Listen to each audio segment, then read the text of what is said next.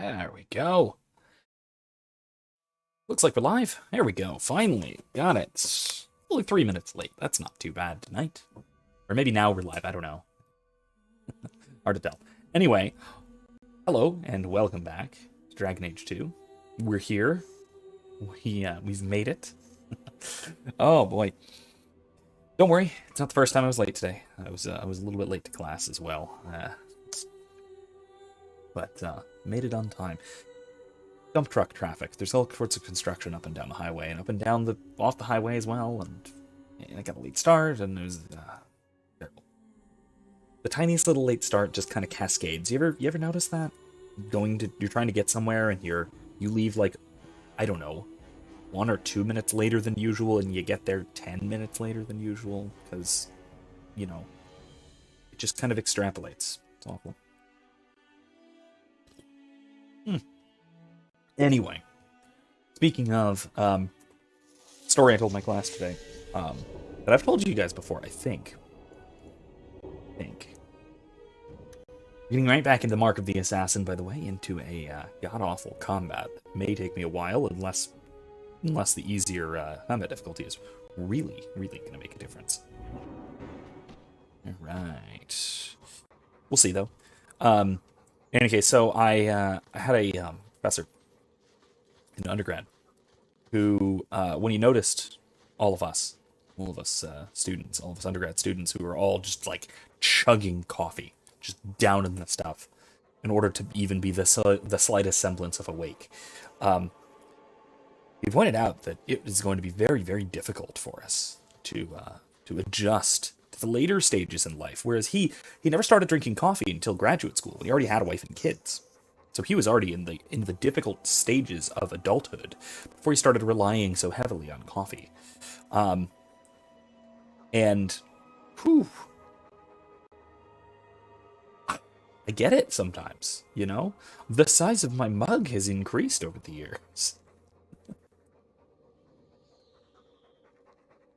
Homunculus thingy. Thank you. I was mentioning that to you earlier today.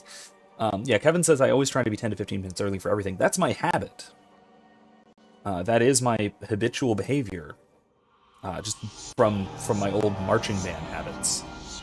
Oh, that's not good. What's a bad guy?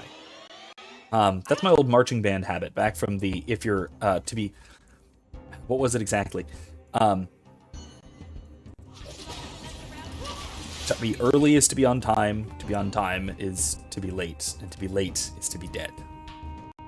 As my old band director always used to say. Oh, everyone's down. This is very bad. Yeah.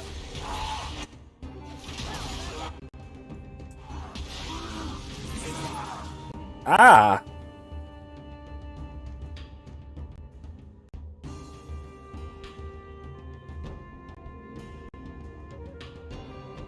Ooh. Okay. How about... Sable's fine. Oh boy.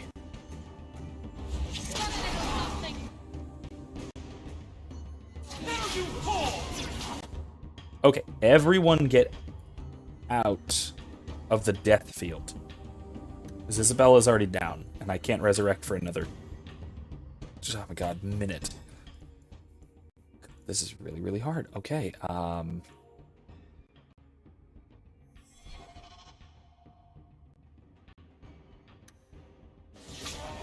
Isabella's...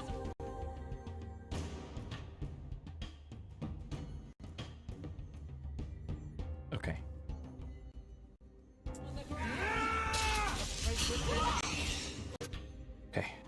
Okay, hold on. Get up.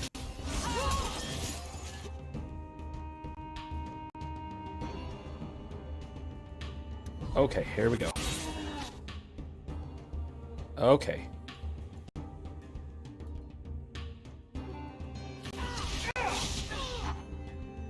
Whew, this is awful. Yeah, I know. Okay, here we go. Alright. At least she has a whole collection of 15 to 20 ounce mugs. Yeah, man, that's where it's at. Drink some. There we go. Bold strike there.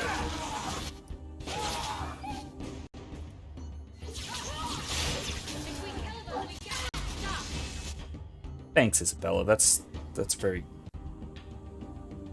kind and considerate of you thinking of it that way. I mean, it's true, but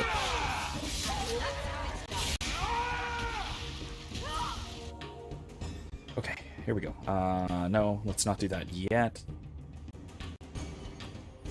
Smash him.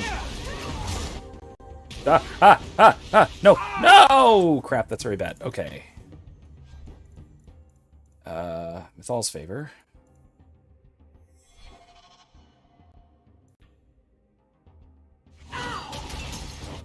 And we're up.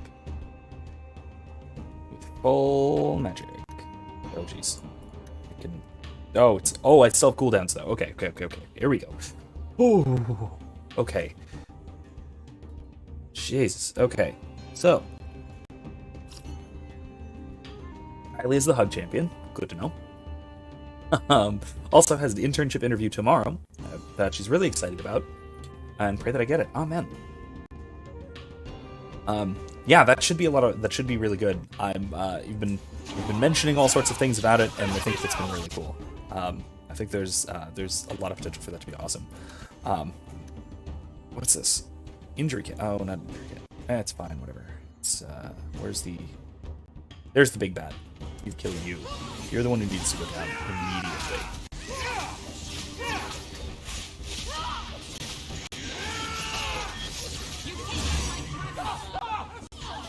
Oh! Oh! Oh! Not good. Okay.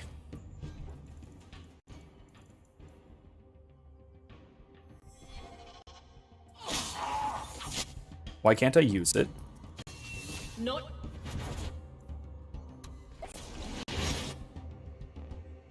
Why can't I use it? Ah, we're screwed. Okay. Let's try again. Try that again. Homunculus is not, in fact, made of chickpeas. Not if you're doing it right. Alright, so I need to micromanage this fight a little bit, keeping out of the giant death field. So everyone was dead except for Aveline, and she couldn't heal people. Enough. What's this? It's Darkspawn. These aren't Darkspawn.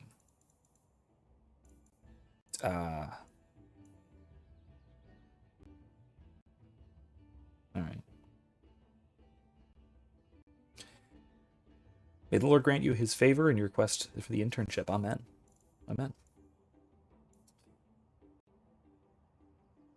Alright. Let's try this again, shall we? Hummus puns. Different kind of hummus. It's the soul kind of hummus. So I guess it's fried.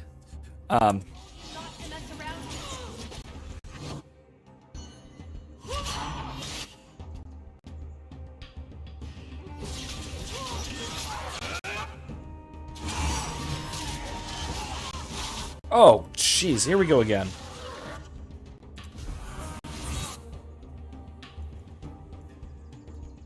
Let me use Mythal's favor, I guess. I don't have to waste my resurrection yet, because they're right next to each other. There. And Firestorm. Alright. So, Homunculus is a...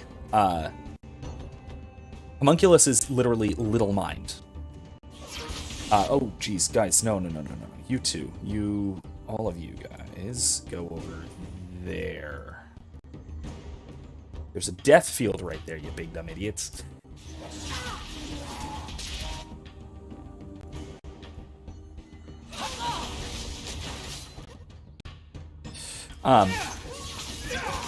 So, the homunculus problem is a problem in psychology, or in philosophy of mind, really, where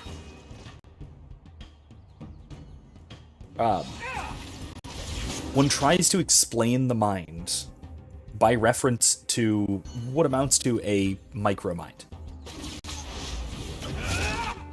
saying something like the mind is is either made up, say, of subpersonalities, sort of the Freudian or even even Jungian model. One less against us. Come on, Sable, wakey wakey. Okay, there. Focus on the big guy.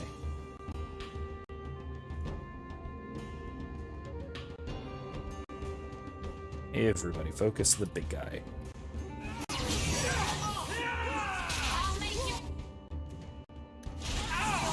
Crap.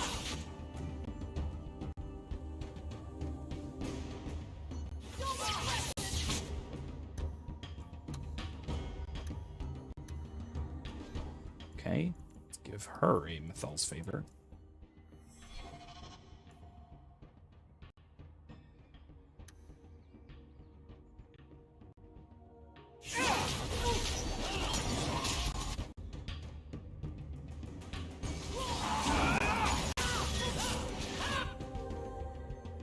Get out.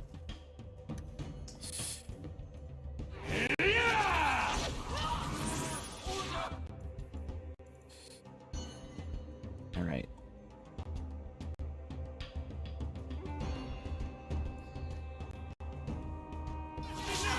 Slap. Okay, we're good. We're good. We're making progress. This is all fine.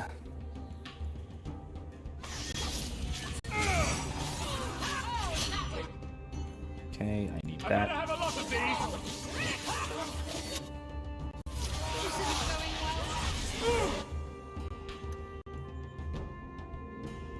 Crap.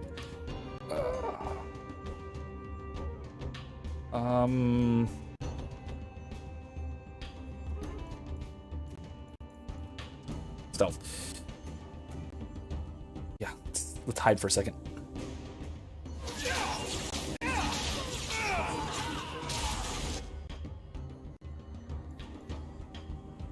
Can I use a different health potion?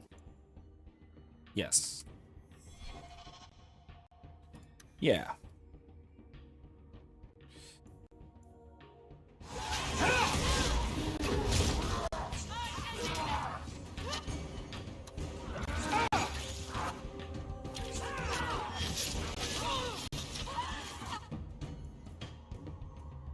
Now I need a different health potion. Holy crap. Okay. Let's use that. Oh, I can't. Can't use that. Oh, I can't. Can I use this? No. Oh, I see. All my health potions are on the same cooldown timer. I see. Alright. Well, this might not be good.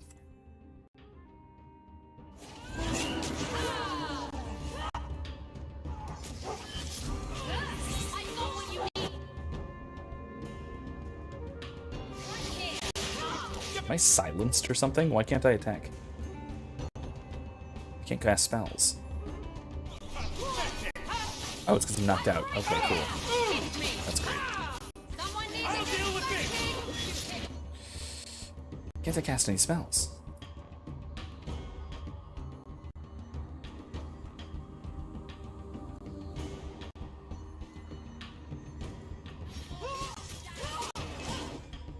This is weird. This might be glitching.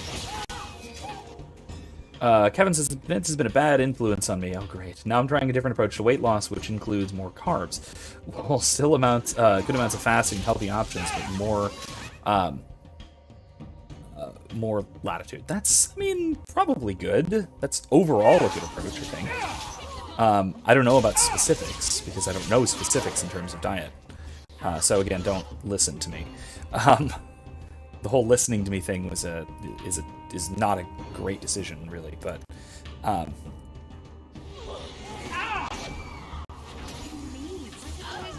really? Okay. Alice is down, and there's nothing I can do about that. It'll be fine. Oh, this is bad. Okay. Plus, I'm going to try and get back into lifting. Nice, nice. I should. That's, to be fair, I should work out more than much more than I do.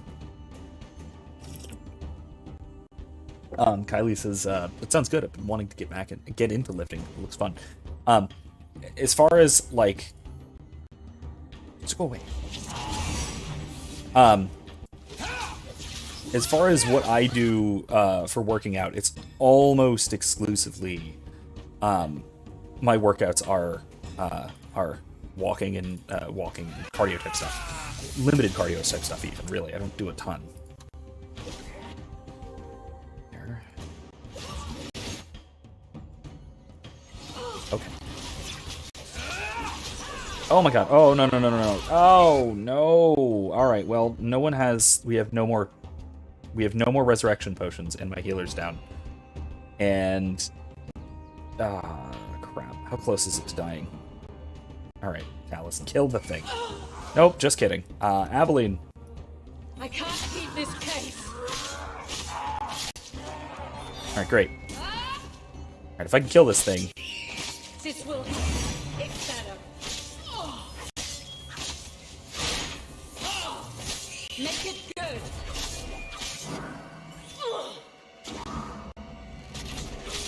Oh no, oh no.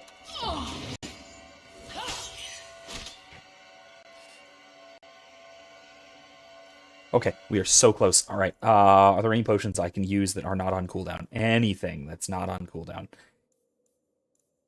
Anything. No. Nothing. Tar bomb? No, that won't help me. Oh.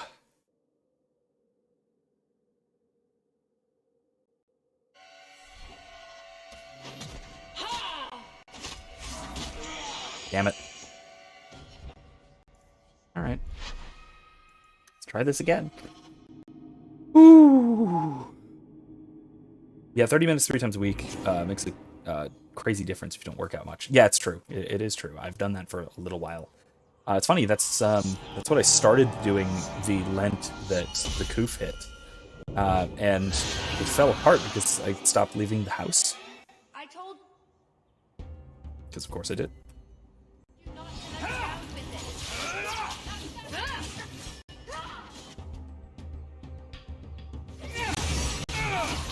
it. Everybody back off. And heal Alice. And health potion.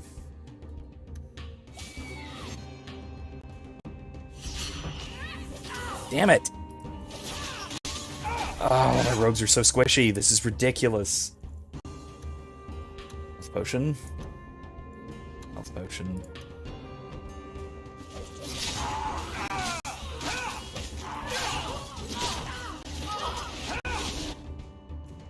Potion. Get over there.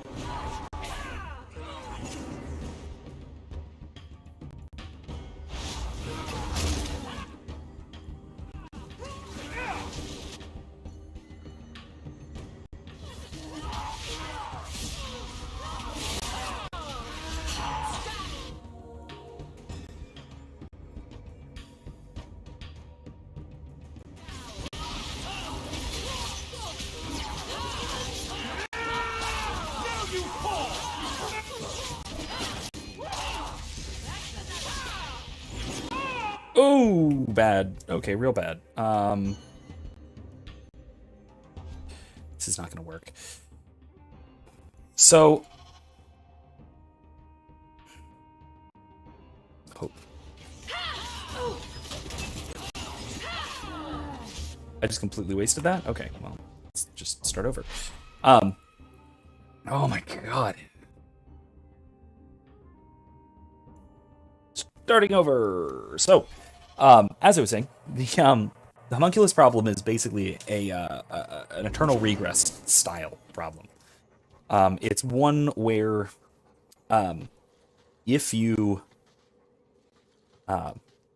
try and define the mind by someone, like by analogizing it to a person that is manipulating things, then the big problem then becomes that that thing inside the mind that is manipulating it becomes itself basically a little mind. Hence homunculus, which literally just means little mind, right? No, get out of the death field, Isabella. She's so dead. There's nothing I can do about this.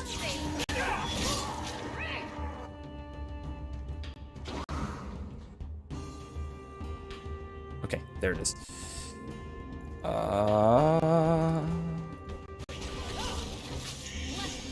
Crap. Now let's get out.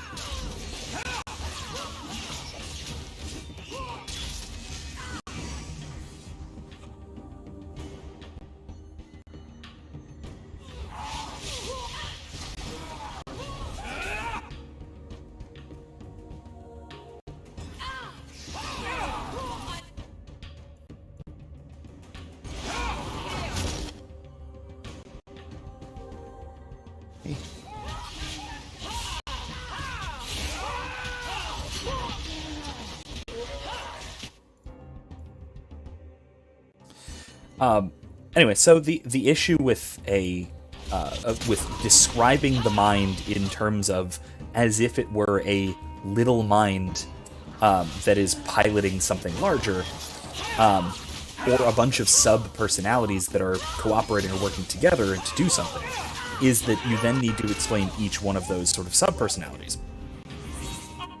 And to do that...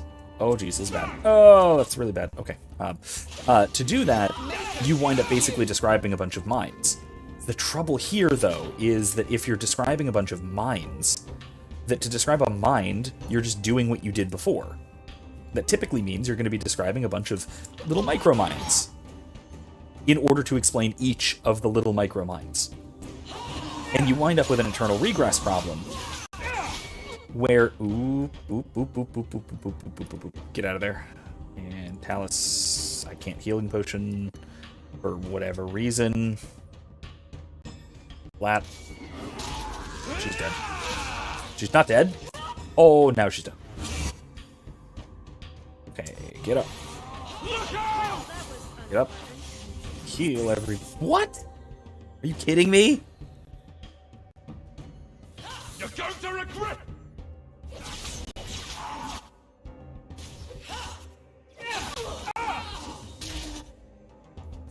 Maybe if I almost favor them.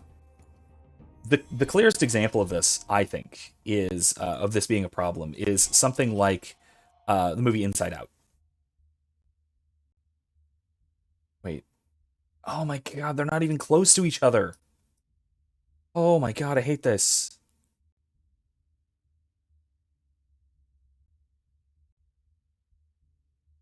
I'm just gonna try and stay up for as long as I can. And she can't heal for whatever stupid reason. Yes, she can. There.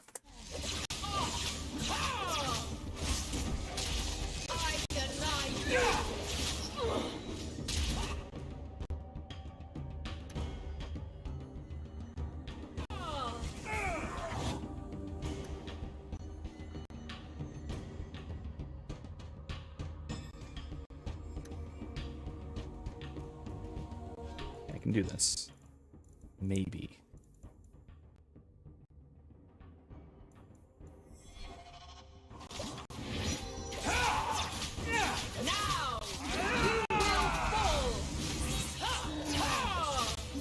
So,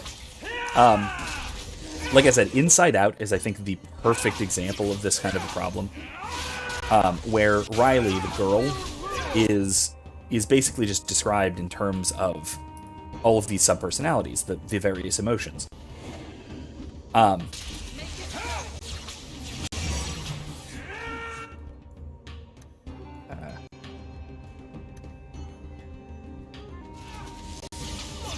because she is made up of these various little emotions, what this effectively means is that each one is a person. And if each one is basically a person, that just means that each one is, would be theoretically, or the equivalent of made up of a bunch of these little sub-persons. And that becomes a regress problem. Crap. Ah, crap. Yo. Fine. A little bit, at least. It's something. I cannot let Aveline go down. Nope, that's on cooldown. Crap. How long is this? That is a long. Okay, it's probably fine.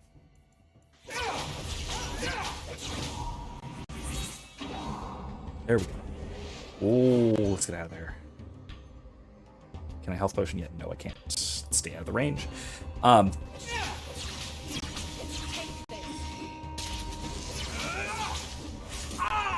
That's very, very bad. Okay, let's see. Who can I resurrect? We have to be just freaking equidistant from each other, don't we? I hate this so much. Oh, jeez.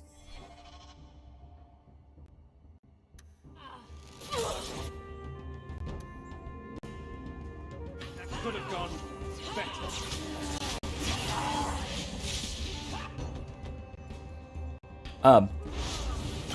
So in the context that we were talking about earlier today, the Bunculus problem is most relevant here, I think, in terms of if you're talking about dividing the self into subpersonalities. And so if you're talking about subpersonalities, there becomes this problem where the individual is no longer an individual, and that the individual is just a collection of subgroups, of little groupings. And if that's the case, right, if we have the individual just being a collection of subgroups, then each of those little subpersonalities becomes its own person. It has to be described like its own person. And we get basically an incomprehensible... Oh boy. That was close. But...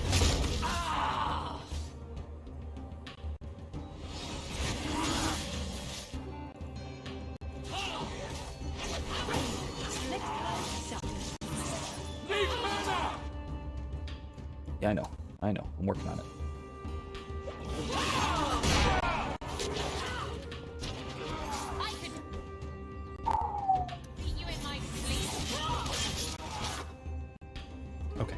Okay, I got this.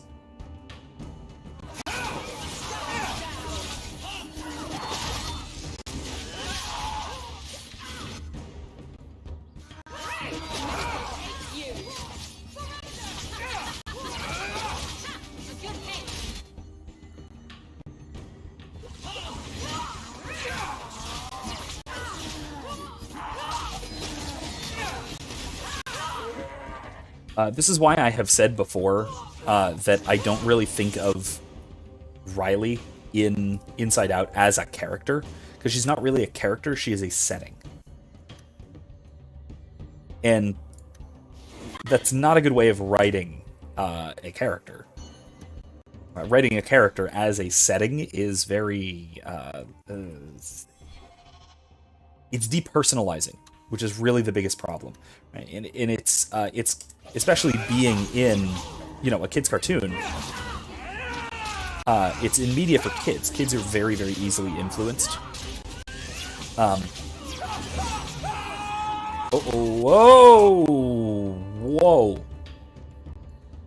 Whoa!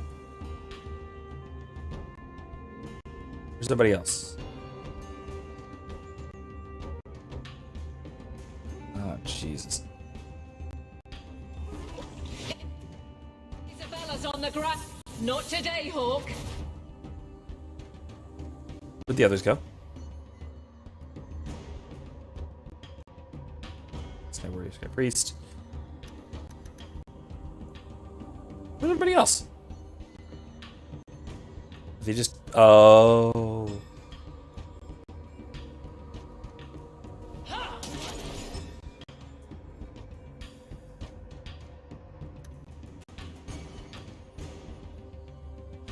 last Mythal's favor. I need to use it. I can't. Why can't I? Can Isabella?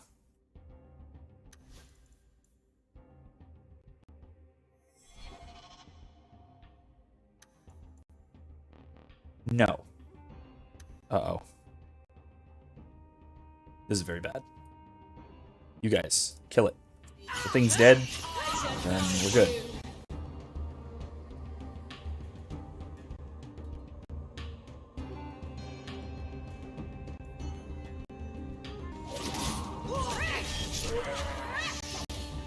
That was too close for comfort. That thing was a juggernaut. Whew. Okay, we did it. We did it. That was a close call, but we did it. Okay, anyway, let me go back a little ways. Hi, WizKid. Welcome. Welcome, welcome, welcome. Okay, so, Jesus. So, we're talking about homunculi. Yeah, WizKid. So, talking about homunculi, Riley deserved a better movie. I absolutely agree. She actually got a good movie, in fact, I would say. Somebody took the movie Inside Out and basically cut out all of the actual, like, all of the emotions, all the real characters. I've shared this before, and I'll share it again because I'll never stop sharing this. Somebody cut it into a short film, which is just about Riley as a main character, as a real, actual main character. And it's fantastic. It's a really, really nice little story of a girl going through a really difficult time, moving, learning about a new place, all of that. And it's phenomenal. A lot of blood. Would that be prey, or from a wyvern itself? I've heard they fight for dominance. Can't be gentle. Maybe we can use some to draw out rivals. Added to what we have already, is it enough to draw one out of hiding? I'd say so. A little one. Probably all we need. In the right spot, no doubt. Let's find the right spot. Or find more and draw a huge one. That's actually something we're going to have to decide. Should we try and get a Gigantor Mega Wyvern, or should we go be fine with a small one? What do you think? What do you guys think? WizKid, who's the cute elf lady? Elf? That is... Talus. Couldn't remember her name, because she's Felicia Day. The nerd actress. This is her self-insert fanfiction character that got made into a DLC. Alright, well, we got one vote for the big one. Have you seen a pair of coursers? I've been calling and calling, but it is no use.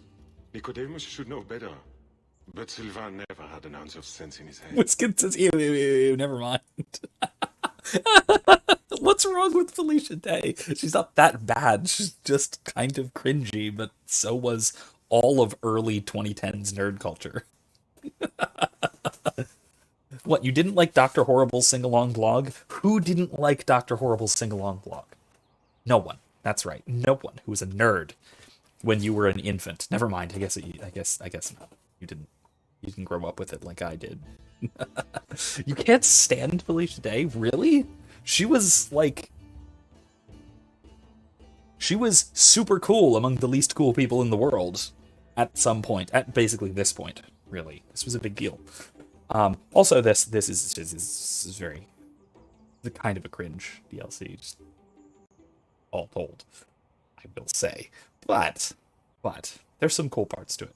Also, if you're wanting more reasons to be a little bit wary of her, see that symbol on her midsection? That'll come up later. This region, that'll come up later. I guess I don't know who... Oh, Kevin, you don't know who Felicia Day is. Kylie loves Felicia Day. So we've got a whole wide array of opinions on this woman. So there you go. It's actually funny because her character in New Vegas is me and my brother's least favorite companion too. Oof, really? I don't remember her character in New Vegas. I never finished it. Never finished New Vegas. Didn't play too much of it. She was awesome in Supernatural. Oh, she was in that. Well, of course she was. She was in just about everything in the vaguely nerdy subculture area in that period of time, 10 years ago or so. I just know her from Dr. Horrible Sing-Along blog more than anything else, so that's where I'm at. Just so you're aware, I have no idea what you're talking about. But feel free to keep rambling. Violent. I've lost my dogs, of course. They took off after a stag, and the Maker only knows where they've gotten to now. Please, you must help me find them.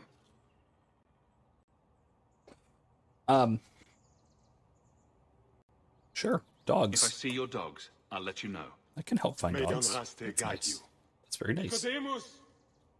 Blood of Andraste, where are those hands? Whisket says Ian dislikes Veronica more than I do.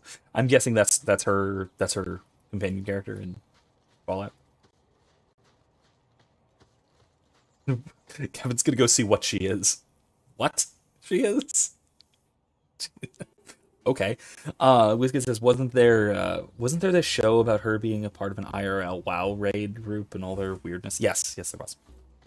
Yet it was called what it was called, but yes, that was the thing.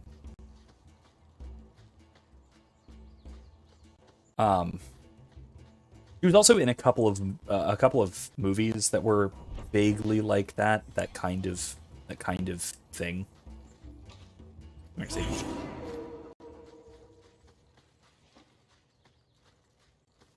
Was it with the guild or something like that? I don't remember exactly. Foolish hound, get back here. Hey, pup. I am told wyverns roost in the trees. Perhaps if we shake them. And here I thought Orlesians only hunted other Orlesians for horrendous crimes against fashion. Just ignore them. Okay, if you say so.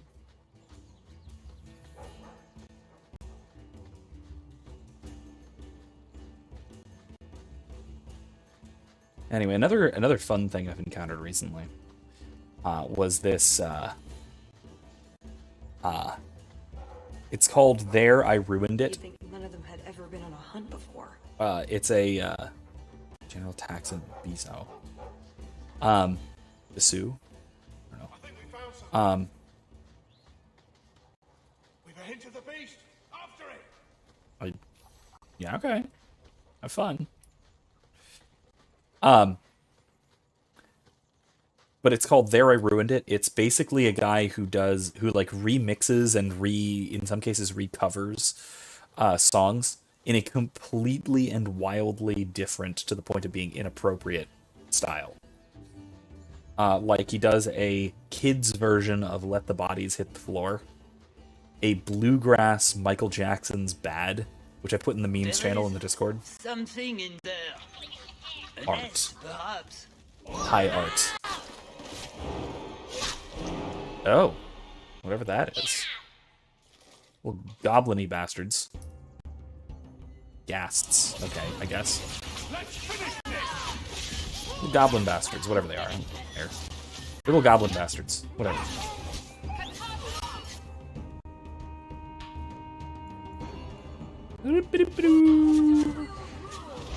Whoa.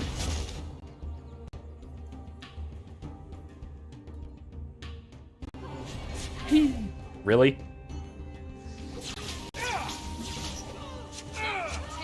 Are you kidding me?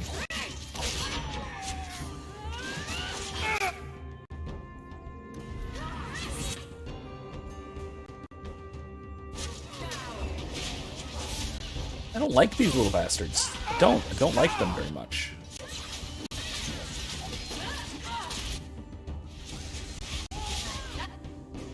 Serious?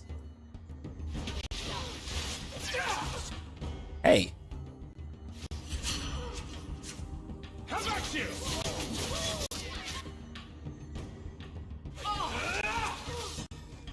You're in trouble now. Oh. Stop chasing me.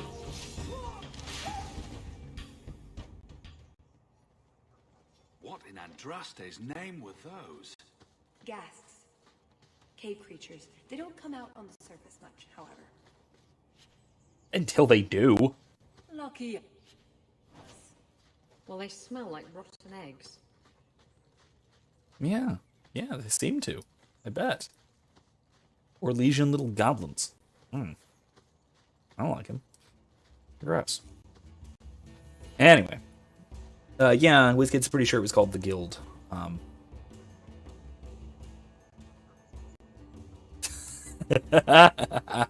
Kevin says, hold up, I just looked her up. When WizKid doesn't like her, I'm calling BS. WizKid says she was the gay dress-obsessed Brotherhood of Steel companion who specialized in...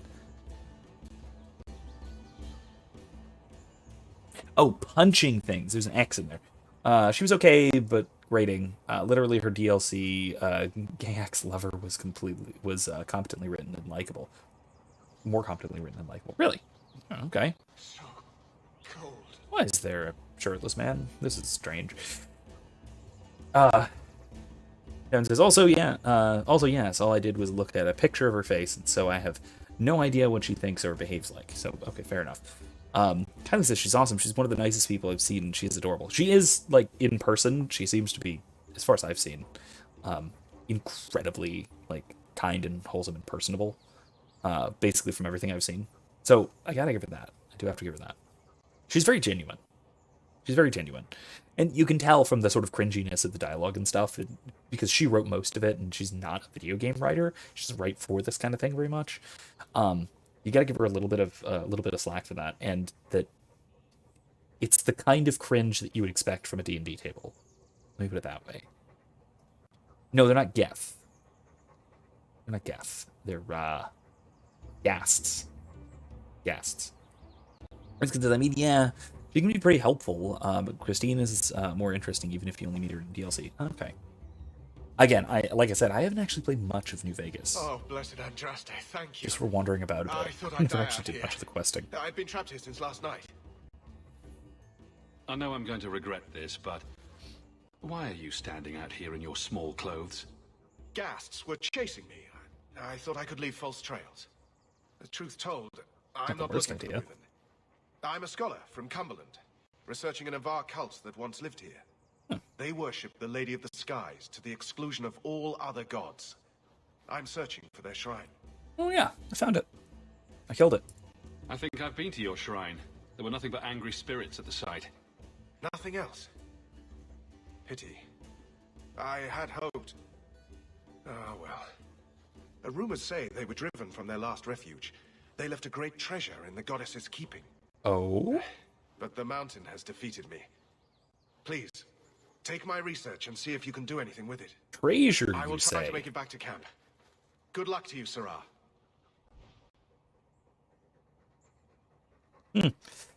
WizKid says, not my type. Not my type. Surprisingly, I've never been really into uber nerdy girls. Yeah, that is surprising, honestly. I would have thought. Listen, the actor shouldn't be blamed for the bad writing. No, she wrote most of this DLC. And like I said, I can't fully blame her for that, again, Just because... imagine that wyverns are small, completely non-poisonous, bunny-like creatures. No. Not unless you picture it eating you. Spoil sport. The sooner we get the hunt over with, the sooner we'll be at the chateau to finish this. Talking about scary little bunnies, she reminds me also a little bit, especially in this, but a little bit in general. Felicia Day in general, but a little bit, but especially in this. She reminds me a little bit of Anya from Buffy. Anyone else getting that? Or just me?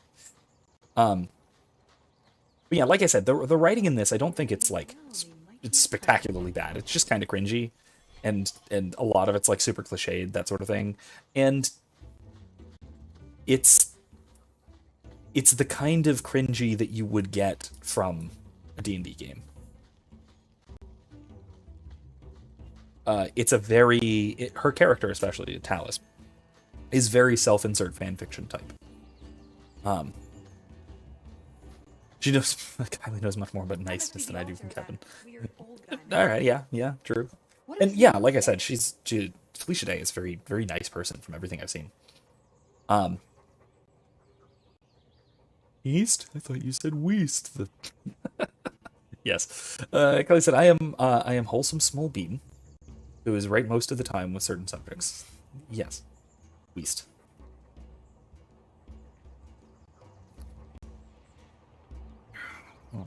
I guess that scholar was right about something. It just magicked on over I have there. a bad feeling about this place, though. I'm gonna save again, just in case the ghosty bastard comes back. Oh, no, the ghosty bastard did not come back. Well, that's nice, but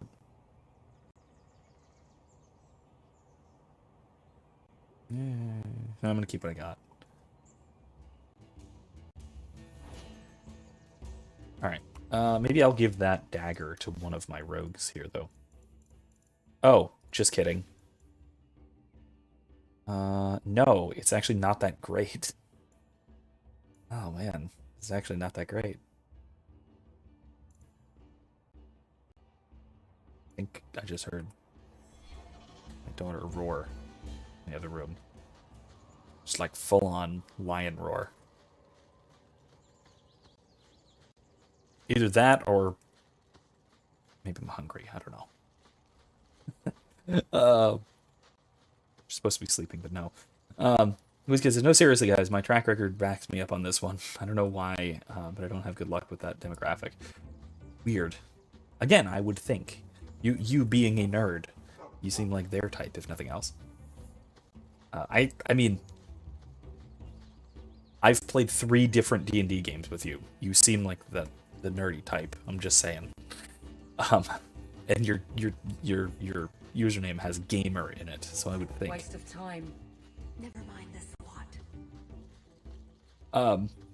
Wizkid says, "Where's Erica? She'll agree with me that she's annoying." I think so. It's an I annual think you're right. tradition the Montfort began to keep the population down. They breed quickly. I'm actually not sure if she's And the Orlesian listening nobility or is not. only too happy to help out. It's a game. The Montforts are so close to the Empress, so anything that pleases them is worth pursuing. Okay. Plus, you should really try the Aquae Lucidius. You'll be seeing purple dragons in the sky for days. Okay, so this stuff, so much about the culture of Orlais, and even talking about purple dragons, this actually brings up something having to do with D&D. So Wizkid says, like, don't get me wrong, I love me an intelligent woman, but for the most part, I've always found nerd subculture in particular either really annoying or kind of stratifying. How do you mean stratifying? Because I think I might be on board with you there. Like, my experience in nerd subculture is that a lot of nerds are kind of insufferable. A lot of my fellow nerds, I will say, because again, I'm part of the subculture. Oh, look, a wyvern. Are kind of insufferable. In part just because it's. Oh shit. Literally. There you go, Hawke. It seems we're on the trail. Too bad the trail isn't upwind. Because we are sort of just natural outcasts. Like, nerds are just sort of natural outcasts. That also kind of makes us more likely to sort of steer into that, which is kind of which can be really can be kind of a problem. And it's where you get into the various sorts of degeneracy that nerds are kind of well known for, unfortunately, or maybe not well known for, but actually get into. Kinds of weird degeneracy, which is unfortunate. There's the cringe dialogue, Wizkid says. Yeah. It's not, again, like, it's not so bad. It's a little bad, but... Oh, no. Oh no. Oh, no. Let me put it to you this way, Wizkid says. I like nerdy things. Poison. Not a bad I'm fan of almost nerdy certain. people writ Poor large. thing. Yeah, I can see what you mean. We'll have to leave him here. We could tell his owner where he is. I don't know that it'll help much, though. Alright, well, we gotta finish the salve that we've been collecting ingredients for. Then we can come back and help the dog. If I can find the damn thing. Ghast hole.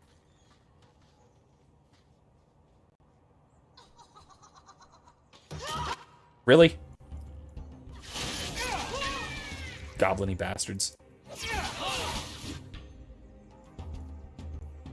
Get away.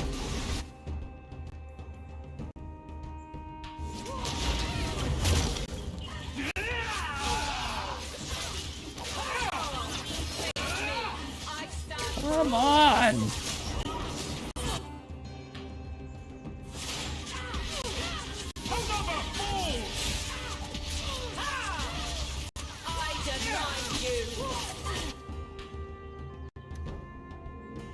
Get out.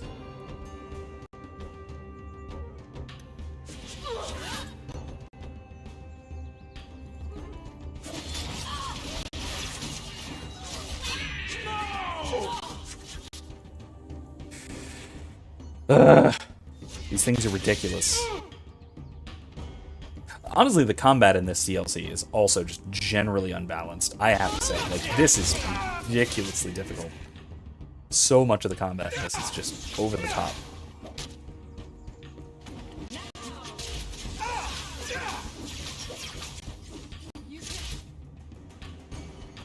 Come on.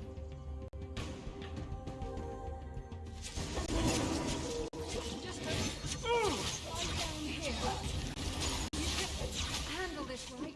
I think that's the last of them. Anyone else lie down here? Bloody things. I think that's the last of them. For now. How many are there usually? A gasling nest can often be 100 or more. Just be thankful we're not underground. If that isn't foreshadowing, I've never heard foreshadowing.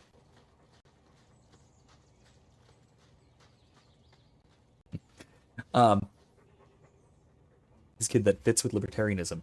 Ah, yeah, same kind of thing, really, unfortunately. Big fan of libertarianism, not always a fan of libertarians. That sounds large. Large and toothy. And we're looking for it. Indeed. Wizkid says, because even when they're really cool, they have this tendency to just disappoint me. And yeah, it's the degeneracy thing. I often feel pulled between my urge to degeneracy and genuine desire to just not. Yeah, don't. See that? We should be on our guard. Oop. Looking for clues. Loving nerdy things, hating Well, nerds. that's Yeah, someone fragrant. being libertarian and hating I'll be up staying upwind from now on. Ooh, nug bones. I wonder if a nug call would help attract a wyvern. Oh no, don't do it, don't do it, don't do it, don't do it. Call? You go elbow deep in wyvern shit, and I'm the weird one? Yes. Yes. Yes. Yes, absolutely yes. Also, the music in this area is very Witcher 3-ish, I will say as well. It says, and I find many nerds, like all subcultures, are more into nerd things for the aesthetic values, not from a truly intellectually curious perspective, which grates on me too. Yeah, that can happen. And I think that's more of a recent shift. Back in my day, back when I was young and like yo folks, when being a nerd wasn't cool, was like uncool. That was so awkwardly said. Back when being nerd wasn't cool, the only people who actually liked nerd stuff were people who were genuinely really interested in it and were willing to kind of face social ostracism for it, for liking it. And not to be like overly purity spirally about it. But no, not yet. We gotta go finish up other stuff. We'll come back here. Not to be overly like gatekeeping and purity spirally about it. I mean, gatekeeping's fine, I suppose, but not to be like overly hipsterish. But when being a nerd was uncool, distinctively uncool, you had to really want to commit. Right? It wasn't just, like now, it can be just something you take on for the aesthetic. That was never the case. More than, I'd say 10 years ago was really nerd culture took off and hit the mainstream, like, probably 2011, 2012. Maybe 2012. It was while I was in college. Let's put it that way. So, Wizkid says, Yes, Felicia Day, that's like the whole Is your shtick. family really Being from weird just to be Kirkwall? weird. That is true. I heard you were Ferelden. My mother's family is from Kirkwall. We left for Eldon during the Blight. Makes sense. Did you know the Warden? No, but I understand he's some kind of relative. Really? Why am I not surprised? Yeah. That is pointing out a little bit of the main character syndrome we have with Hawke, but whatever, it's fine. Variant potion. Ooh, nice. I could use that. Yeah, it says lack of intellectual curiosity in the academy really, really depresses me. Oh god, yeah, that's true. That's true. Oh man. I've been a little depressed here and there about the academy lately. A wyvern kill. Some kind of holla or something. That looks like goop. That could be a tunic. Don't know. Don't care. It's fate they liked for some reason. Oh, so we're gonna put it in our pockets. Okay. Yeah, I don't know. I would be more down on the academy in general, but I have to say, like, if I'm actually talking about my colleagues, my actual colleagues, who I know personally, are mostly genuine and intellectually curious in that. Right? Most of them are not, the stereotypical postmodern nonsense type of thing. Oh, that's not good. Whatever this is, whatever that is, it's not good. Hello. Let's go smash.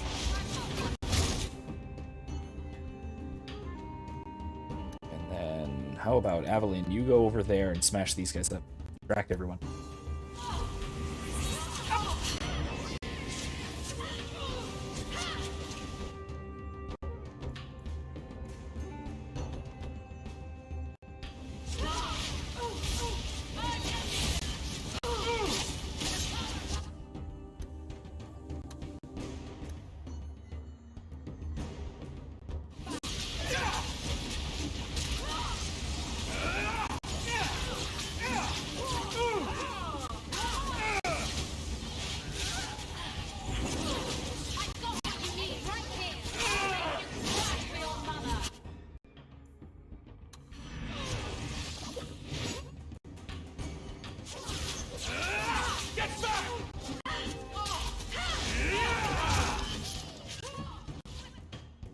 In the world.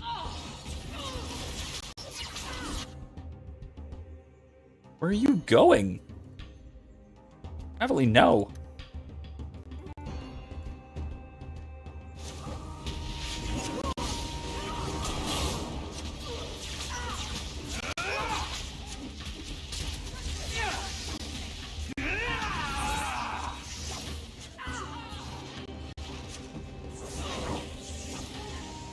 Really?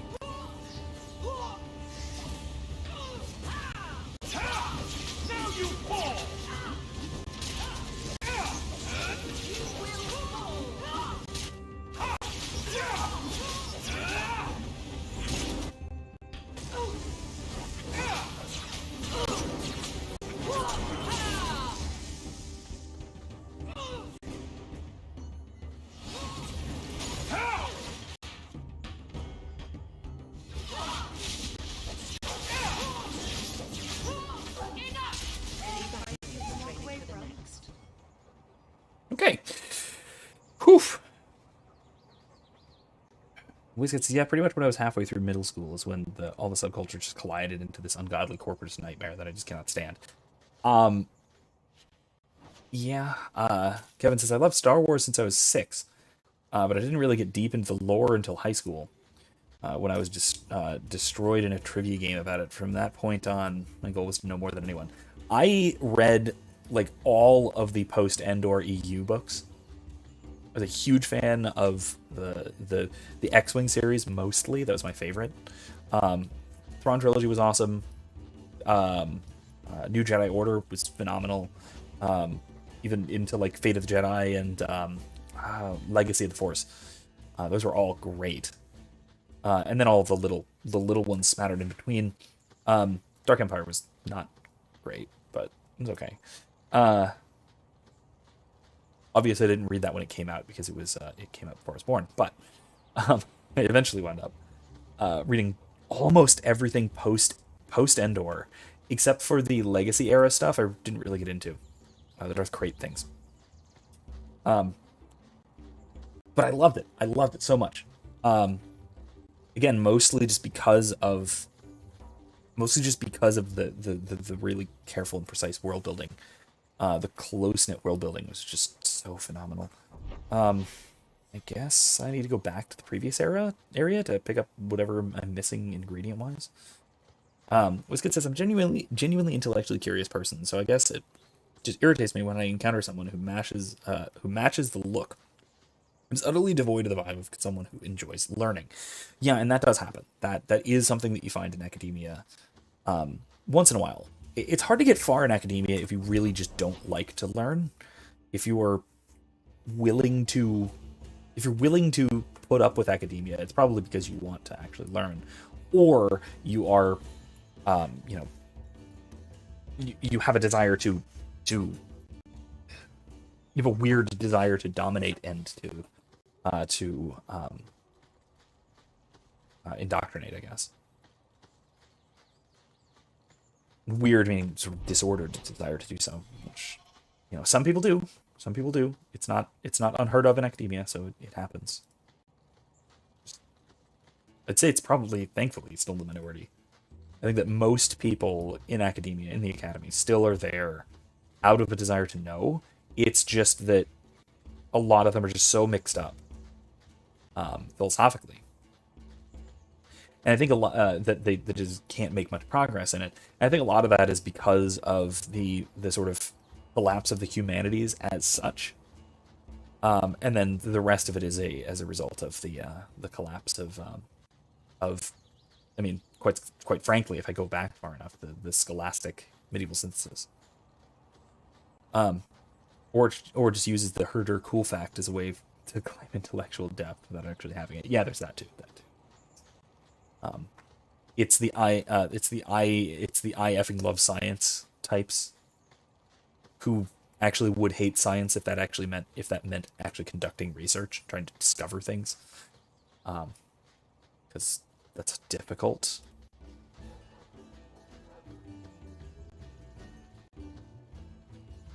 Anyway,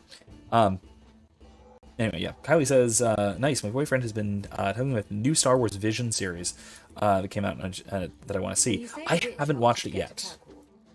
I haven't watched it yet. What's this? Is that wyverns mating? Could we mimic that? No. Oh, the sound. Right, yes. There's I can the try cringe that. again. We must have enough to bait a trap now. Awkward. Let's head to that spot we found. Awkward. Anyway, That's everything the old huntmaster said we needed for an antidote.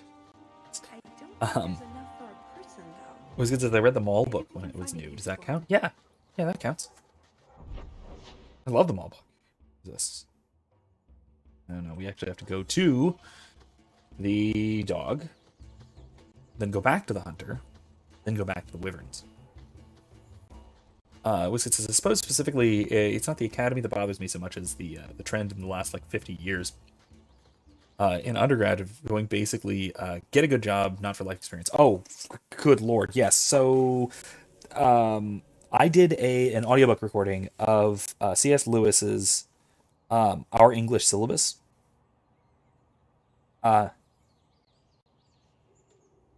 Which was an essay that he presented to the Oxford English department at some point. I don't remember when, 1958, I think it was. I'd feel underdressed. Undressed, you mean? Well, I don't need to hide from the world by encasing myself in steel up to my eyebrows. Right. Let it all hang out, so everyone knows what they're getting. Can't you two just get along? This is us getting along. Isn't that right, whore? That's right, man chin, Strumpet. ball neck. See? We love each other. You just feel it. You just feel the love. It's wonderful, isn't it? Also bonk. Yes. Oh, yes.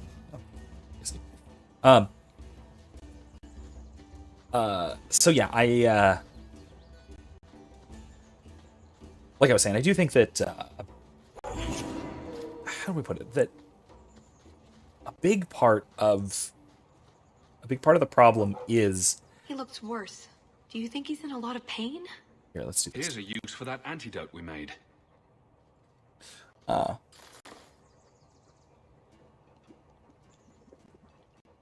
Yeah, it's one of those that the big, I think, problem is that Who's a cute puppy? we've abandoned I education suppose in we favor can't of keep him, training. can we? His owner is probably waiting back at camp. And even before that, Lewis argues in the essay that we abandoned learning in favor of education. And he actually makes a really, really principled distinction there, especially at the graduate level, where we even in his time in the 1950s, we were prone to substituting.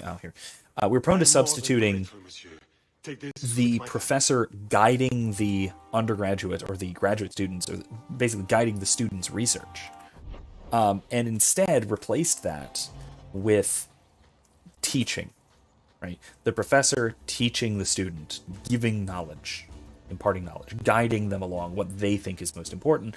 And I think that is to the great detriment of the academy. I think Lewis was absolutely right, as with most things, honestly. Aside from his Anglicanism, but I can forgive that, I suppose. He's led a lot of people to Catholicism, so I can forgive him that.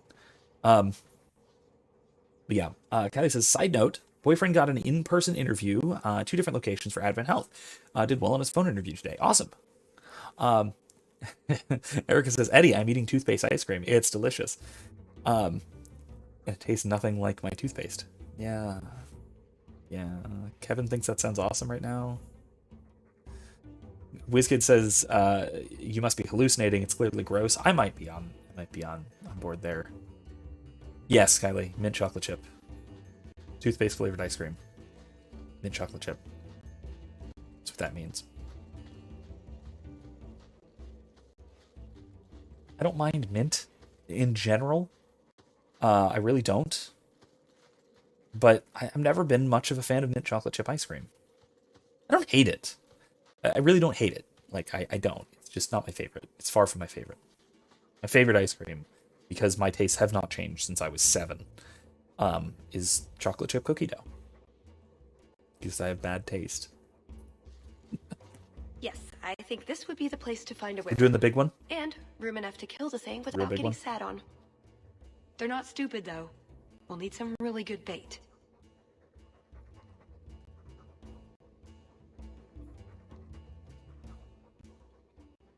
Think we have enough bait to draw one in?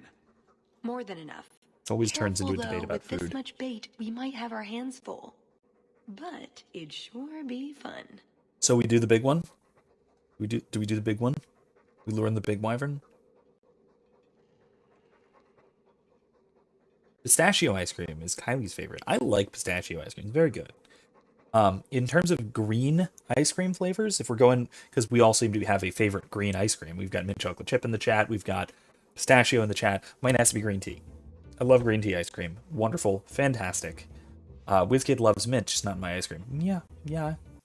Kind of. Kind of. Same with chocolate, though. I like chocolate chips and stuff. I just don't like chocolate ice cream. Any kind of chocolate ice cream, I just don't like it. I don't know why. I just never have. And I still don't. I like chocolate.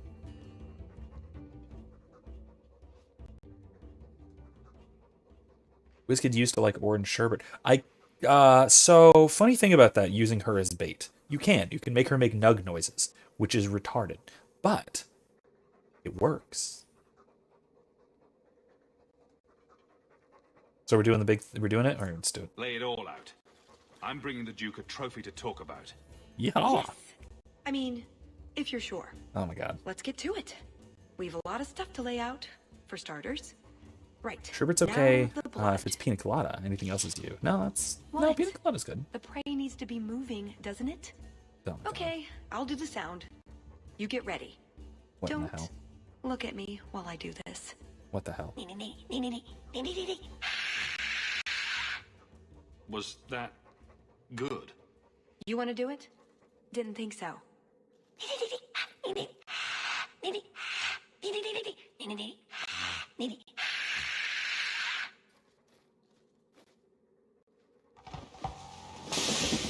Ungodly cacophony. Could have been louder. So. All right, I have to complain about this. I'm sorry,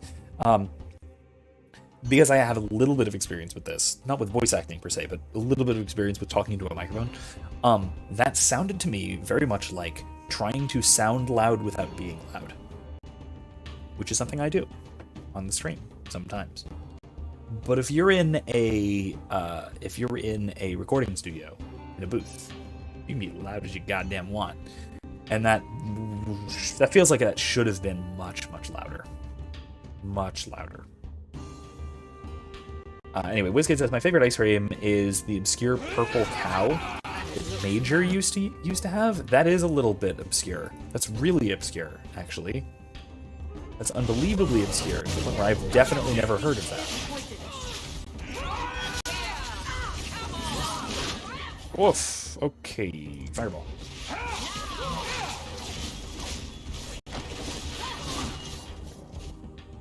Okay, health potion.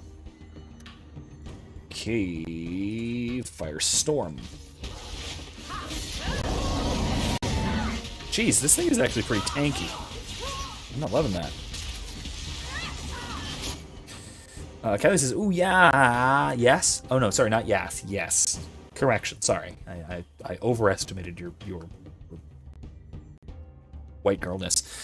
Green tea ice cream with chocolate cake is so good. Ooh, yeah. Yeah, that is actually. I don't usually do that, but I would. It's good.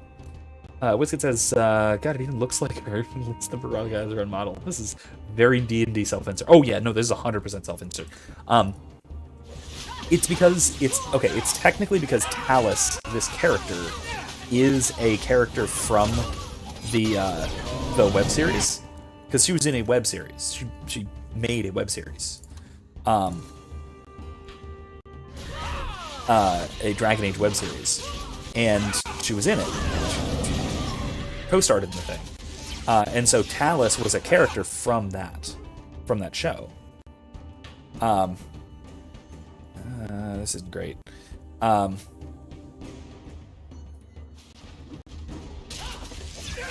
he's coming. He's a-coming. Ow. No. Get back here.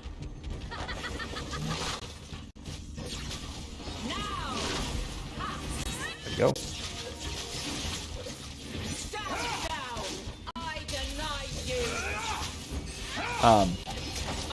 That's the reason it looks like her, is because it's modeled after a character that she plays in live action.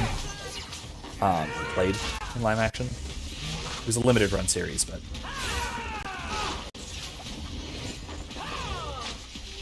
Alright, everybody up. Everybody heal.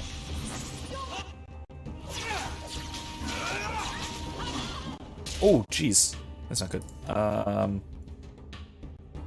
Potion. Potion. Okay.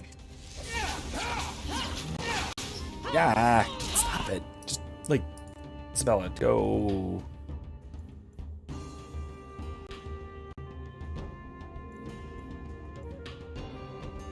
Sneak. Get out of there.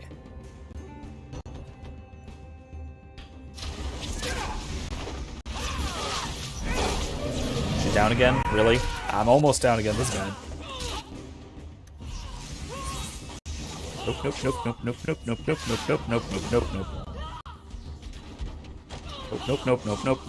Nope. Slow you down. Ah.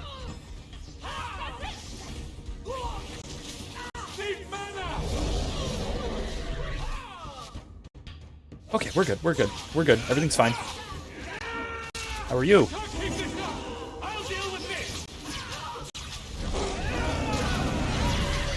Ah.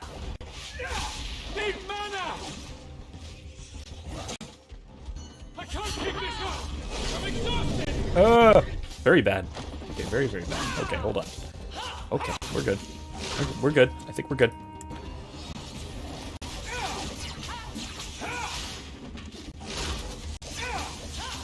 Yeah, we're fine. We got him. All right. Woo. Okay.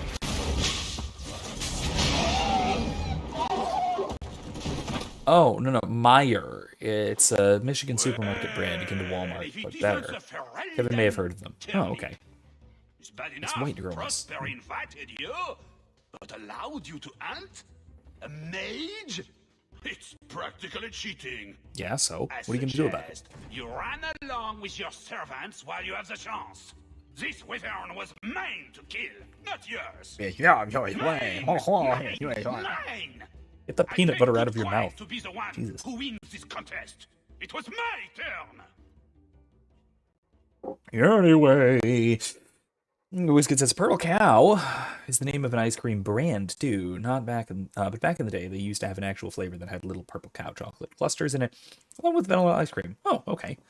Kevin says I don't think there's one locally, but I seem to be vaguely familiar with the name. Huh? Okay. Michigan-y. It's like our Publix, like Publix. I love Publix. Everyone loves Publix.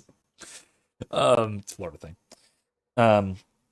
Anyway, so talking about our legions and their awful accents and their hunting and the color purple.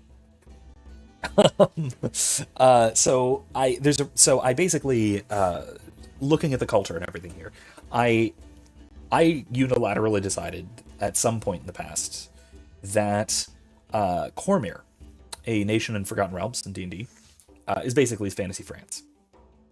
It's a very old kingdom with a monarchical ruling system that's slightly on the water but not entirely. Very noble, very nobility type of thing. Very lots of hunting culture, that kind of stuff. Very, very, very, very, very, very, very, very, very, very fantasy French. And so I'm just like, you know what, screw it. They have French accents now. That's how it works. That's how Cormyr is. That's how it shall be in all of my games that take place in the Forgotten Realms. Cormyr is French. Yes, WizKid, sorry. The French ruin everything. Yeah, no. Kevin says, I don't think there's... I already said that. Poisson, Kylie says. Oh, I didn't realize the Duke was offering charity to his more useless guests. My mistake. I will not accept such talk from a backwater mongrel. You do realize Hawke can beat you like a rented mule with both hands tied behind his back. More insolence! From a knife ear this time! I can't take no more of this. Kill them all! We can't say the wyvern was too much for them. Here we go.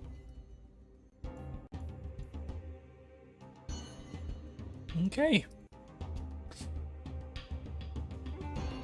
So yeah, this is wildly over the top. WizKid says, yeah, it's a Michigan brand. There are a few around the Great Lakes region. Most are located in Michigan. And then Wallop. And then Fireball. And then someone's cold them all. Ah! Jesus!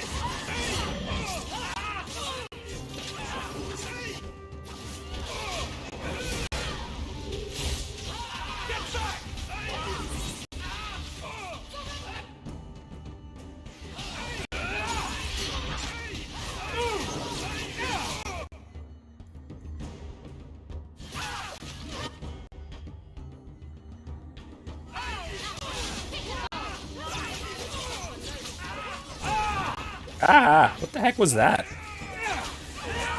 Oh, that guy. I see.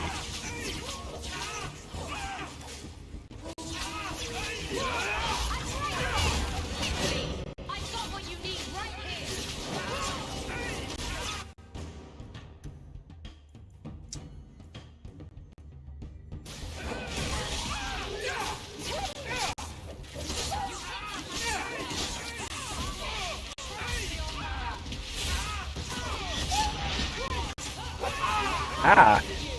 Hey. Who did that?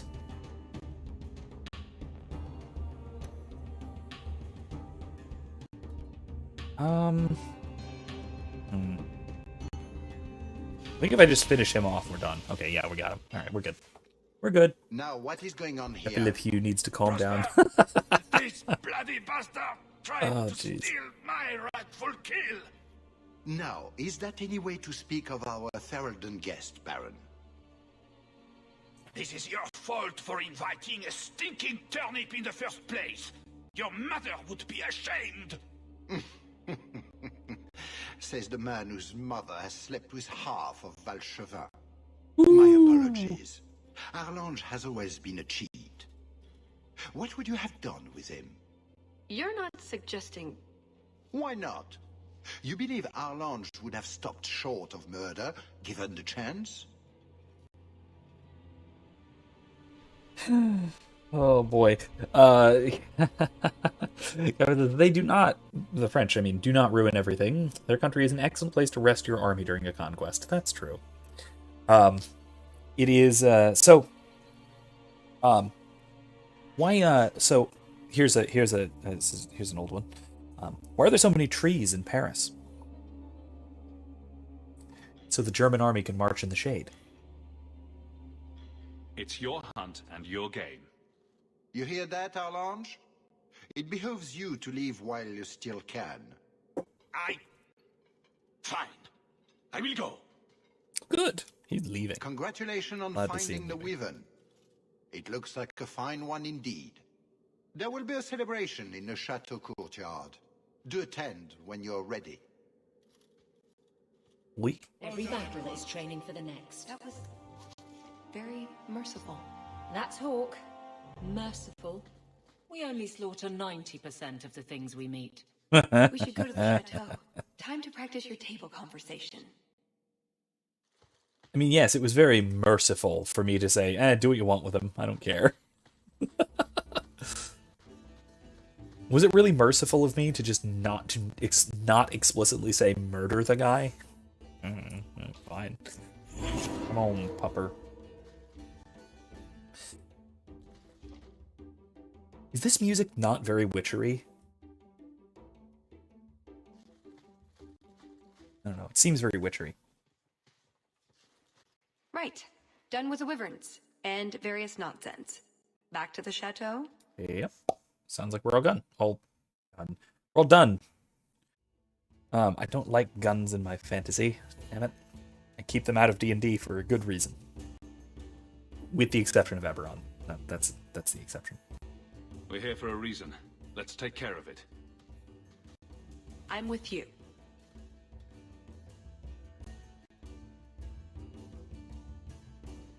What, magnifique?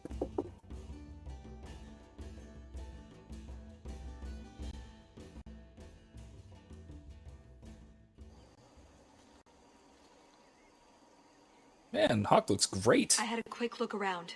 There's one door into the castle that isn't under heavy guard. But there's a problem, right? There's always a problem.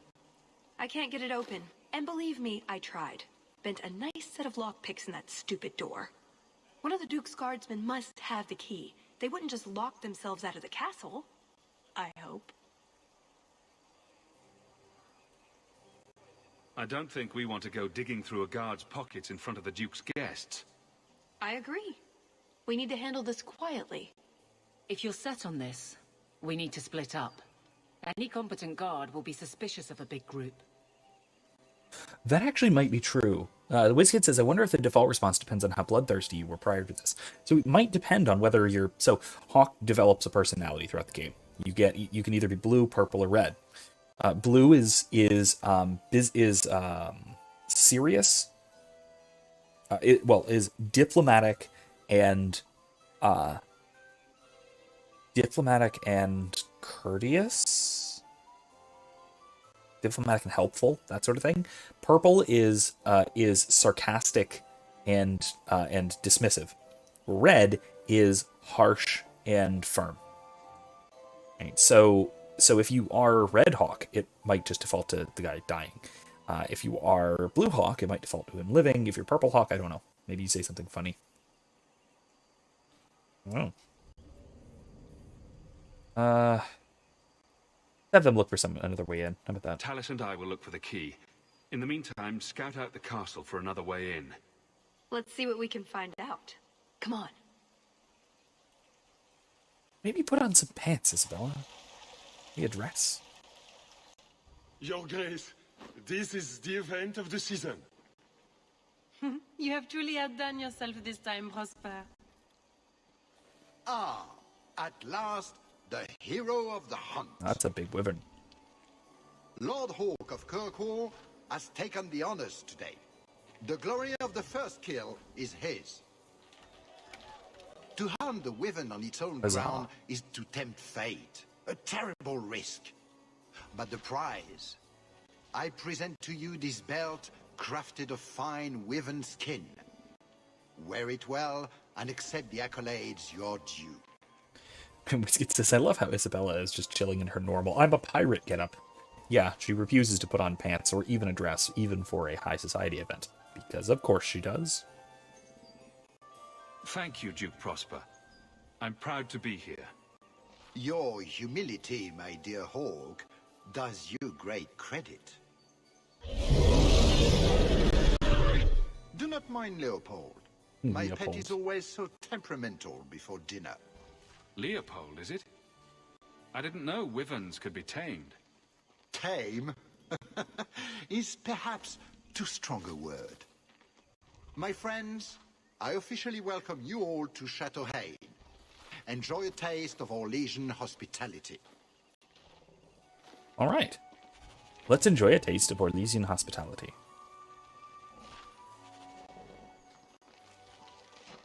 Ooh, big boy. Ooh, a caprice. That doesn't look like a real gold sovereign. Good evening. It's not. It's a caprice. Mother used to have a set of them when I was a child.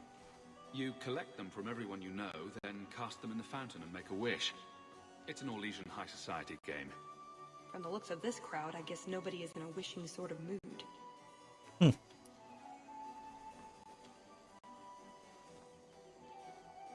Is something the matter? I've come a long way to visit the legendary Chateau Haine. I'd be devastated to leave without seeing inside. I've heard the music room is the envy of Orlais. And the ballroom is the single greatest example of flooring in Thedas. I'll die if I don't view those treasures with my own eyes. I think you're overselling it. We can't have guests expiring. I'll see about getting you a tour. Does that really work? Let me handle him. As soon as I have the key, we can signal the others. Does that really work? My, Oh, no, it didn't. what a big sword you have. Oh, God. Do they give those to all the chevaliers? What the hell? Impressive. Lovely party. Well? He doesn't have it. What? He forgot he'd given the key to one of the servants. What kind of guard forgets that he's locked himself out of the castle? We'll go out there and mingle until we find a way in. Or get so full of caviar and wine we fall asleep. Right. Nothing to worry about. This can still work. Oh, yes. So let's find the servant. How many could there be? A lot. Well, he is Orlesian. I'm trying to stay positive, you know. You did well, Sirrah. Perhaps there is a hunter in you after all. You sound Ferelden, too. Or maybe Free Marcher. I'm not sure. Try the Bronto cheese pastries. They have hints of artiness and violent undertones. Mother used to love these coins. She never got to bring hers to the fountain. Ooh! Look who it is. You don't get invited to fancy Orlesian parties when you marry an apostate. Look who it is. Look who it is. Look who it is. It's an old friend. Welcome. Are you enjoying the Duke's party? This is supposed to be the social event of the whole year, you know. Tallis? Liliana, it's Of course they know each other. lovely to see you again. Of course they know each other. You look stunning this evening. Your hair is darling. Did you do it yourself? I get the distinct impression you've met before. Oh, briefly. A long time ago. You meet all sorts of people in Orlais. It keeps life exciting. Wait, WizKid, what exactly do you want to stop? Meeting Liliana, or the awkwardness with the sword? Yeah, the whole thing is about pulling a heist, trying to steal something from Duke Prosper. And it is for nefarious reasons, obviously. And again, remember that sigil, that insignia that's on Talus's her ordinary sort of armor garb right there. That's kind of a dead giveaway as to what's going on, if you recall. If you don't remember what the symbol is or whatever, then well, you'll have to find out. Well, I'm glad you two had this chance to chat. Yes, it was very fortuitous. We shouldn't take up more of your time, Liliana. I'm sure you have things that need attention. Right now. That was very spy versus spy. Oh hey, it's the guy we found in the woods. Put what you found to good use. I discovered more social interests. Yes, yeah, WizKid, that was Liliana from Origins. From Dragon Age Origins. An excellent party, I'm sure. Alright, let's sell some crap that we don't need.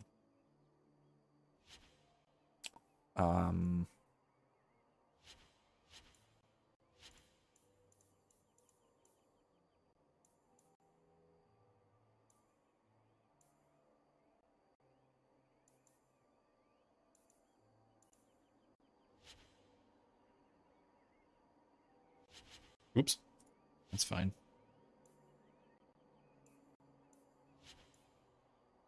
Whew! That's good. That's real good. Girdle of the Skies. Oh man, that's tempting, but no. I don't need an injury kit. Ooh, I need a Caprice. Sell my junk. Another Caprice? How many of these are there, I wonder?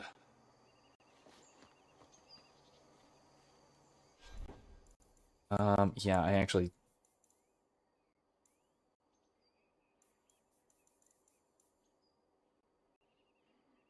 Yeah, that's just incredible. It's incredibly good. Wow. Yeah. Messere Hawke, how interesting to meet you here. Seneschal, dear, introduce me to your delicious friend. Serendipity, this is Sarah Hawke. Awkward. So, can we talk about something else now? Awkward indeed. It's been delightful meeting both of you. Don't be a stranger. I will, thank you. I certainly will be a stranger. Oh.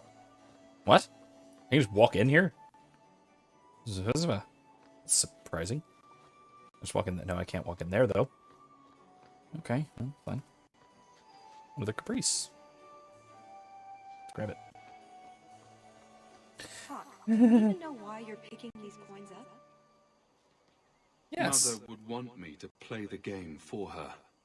You just died quite recently. It's in honor of your old mom. It's not because I'm a weird completionist or anything. Anyway, WizKid says, no, the cringe. Stop the cringe. Oh, it's only getting started. It's only getting started. The hunt was exciting, wasn't it? I didn't have the pleasure of seeing much, but I heard it was quite the event. You sound Ferelden. It's good to see another countryman here. There's Perrin, but he's peculiar. Who is this man, Tigan? I'm very sorry, but remember him from Origins? Your name. Hawke. Tigan, I must speak with you right now about the horrible thing Dulce de Lancey said. Of course. Please, excuse me, Messere Hawke. A pleasure to meet you. If you speak to Ban Perrin, I don't advise you to bring up the Chantry or knickers. Oh, that's the guy whose knickers we pinned on the Chantry board in Liliana's song. All that time ago. Evan says, I saw the current news for a few minutes today. There's a great debate going on whether to spend 1.5 trillion or 3.2 or 6 trillion. We're doomed. Hooray. Oh, God. We just have to do that, right? Don't we? We just have to go there. God. I remember when I was an undergrad and we did the national debt clock. The big, like, I think the highest number it ever got to while we were actually doing this as a sort of activism thing. We had the whole national debt spelled out on like giant boards. The thing was like across a whole field because it was like at the time, I think we made a big deal over when it passed 10 trillion. The debt, not the deficit, the debt passed 10 trillion when I was in college. And now the national deficit is almost 10 trillion. Yeah, this is getting worse and worse and unbelievably bad. You are Hawke, are you not? I heard Yes. about your mother. You and your uncle have my deepest condolences. Were you a friend of hers? I knew Leandra many years ago, before she left Kirkwall.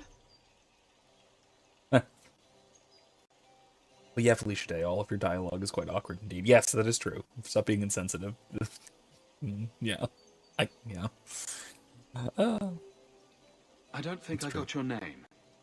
Dulcie de Lancey? My husband is the Comte de Lancey. These are my daughters, Babette and Fifi. Charmed. What a delight. That's very kind. Enjoy the celebration, Messire Hawke. The Duke is famed for his hospitality. Oh yeah, I forgot. Frenchmen can't pronounce H's. Hawke, I don't know if I should be pleased to see you or run for cover. This is the only thing. I'm going to go to bed early. Want to be well rested for my interview tomorrow. Oh, absolutely. Have a test and a paper due. Night, y'all. Wow. Okay, yeah, that's probably a good move.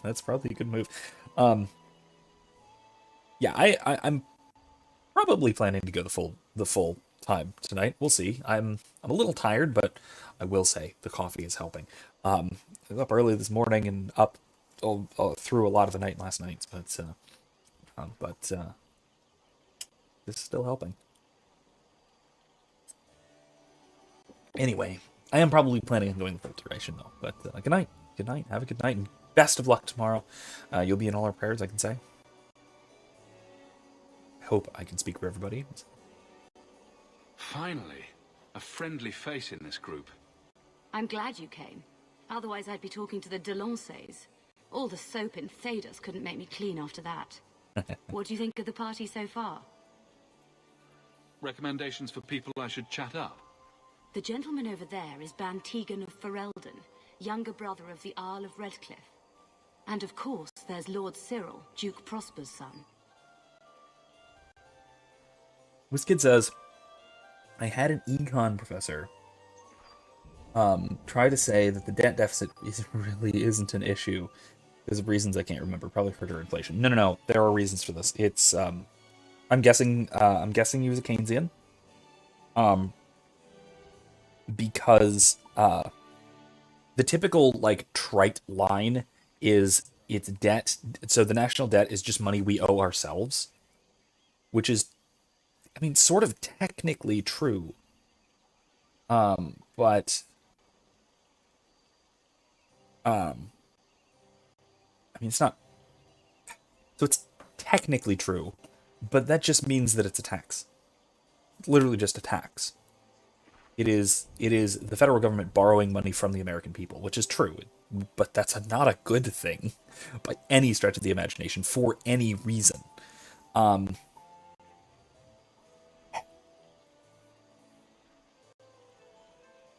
mean, in terms of fiscal policy, in terms of Keynesian fiscal policy, macroeconomics type of thing, the idea is that if you do that sort of thing, if you tax and spend, that it's going to accelerate the velocity of money. It's going to prime the pump of the economy, to use the metaphorical term, which is of course utter nonsense. It is going to misallocate resources, and it's going to cause the boom bust cycle.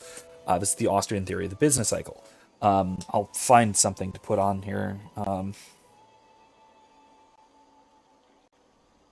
The description.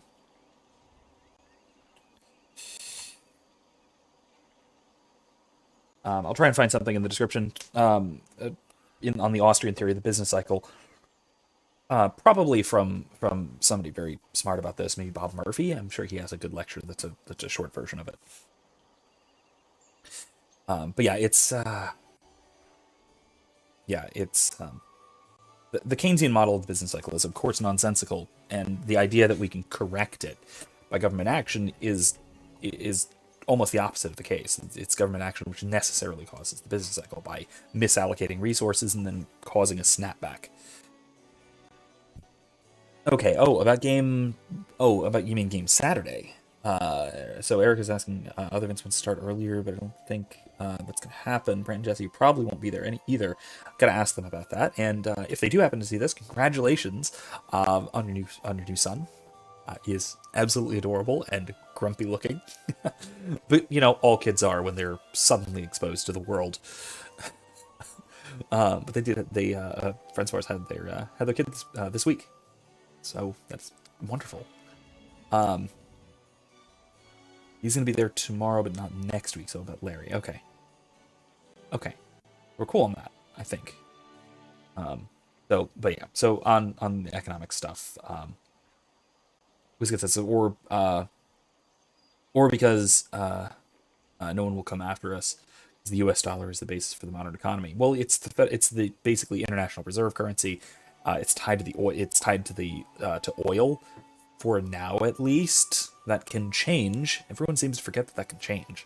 That's entirely arbitrary. Yeah. It's realistically just backed by government bullets, which is now that's not saying that's not much, but still that's not a great basis for a currency. Kevin says, I still say we arrest the ruling class and the banksters and do a great reset of our own. Okay, yeah, yeah, I agree. There has been enough criminality by almost every agent of the government to warrant severe legal penalties. Let's put it that way.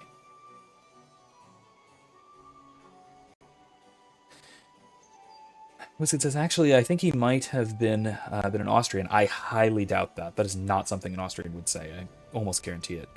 I remember he did not like Keynes, though. Maybe neoclassical, so it's Chicago school. That's possible, I suppose.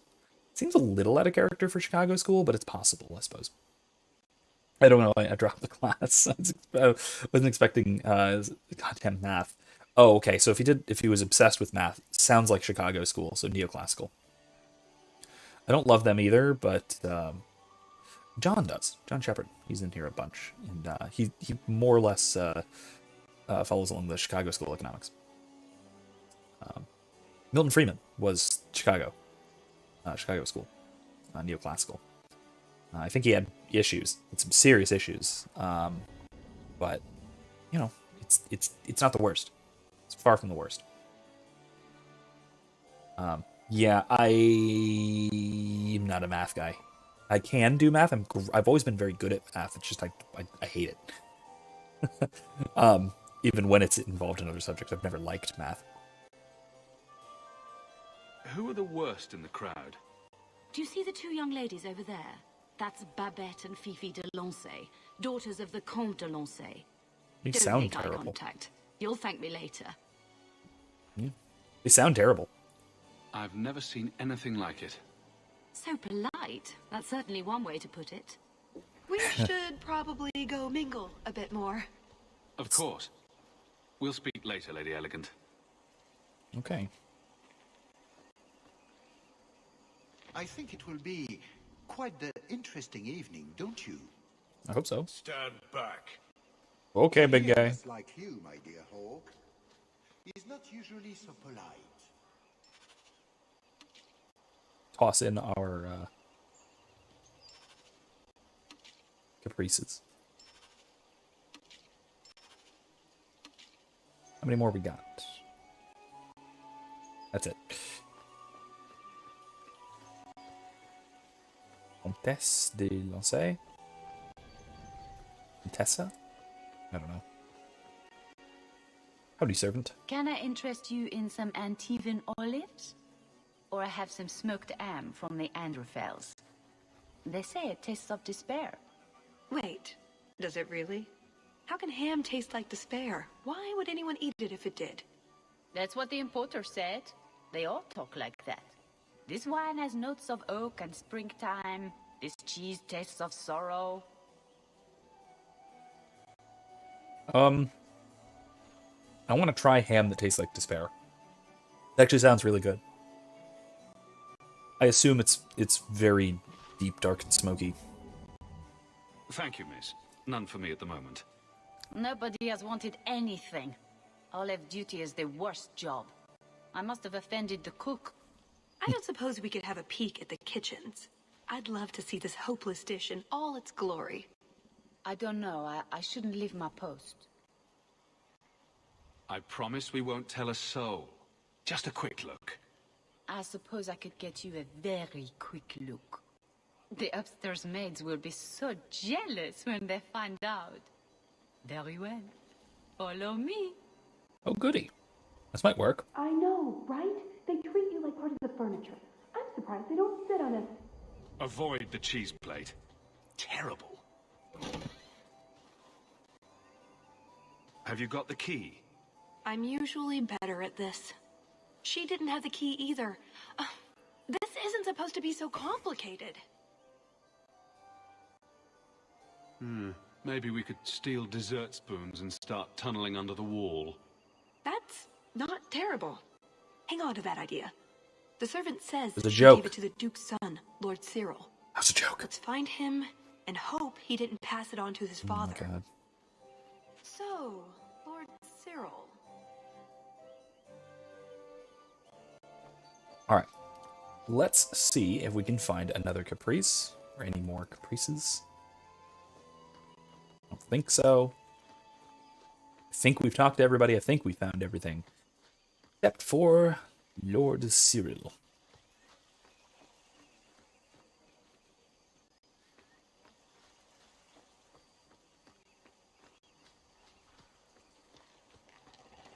Did you see the Duke's wyvern? It's Leopold's stunning. Maybe he is. Here we go. Lord Cyril. Monsieur Hawke, we were just talking about your expedition into the deep roads. I've heard you found an entire city made of lyrium down there. I mean, kind of. You have never been to Chateau N, yes? Please, allow me to give you this caprice. It's an old custom. My mother spoke often of Leandra.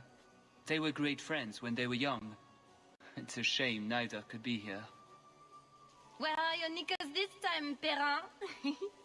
Shut up, you painted shrew! Oh, God. What entertaining manners our guests have. Don't you agree, Hawke?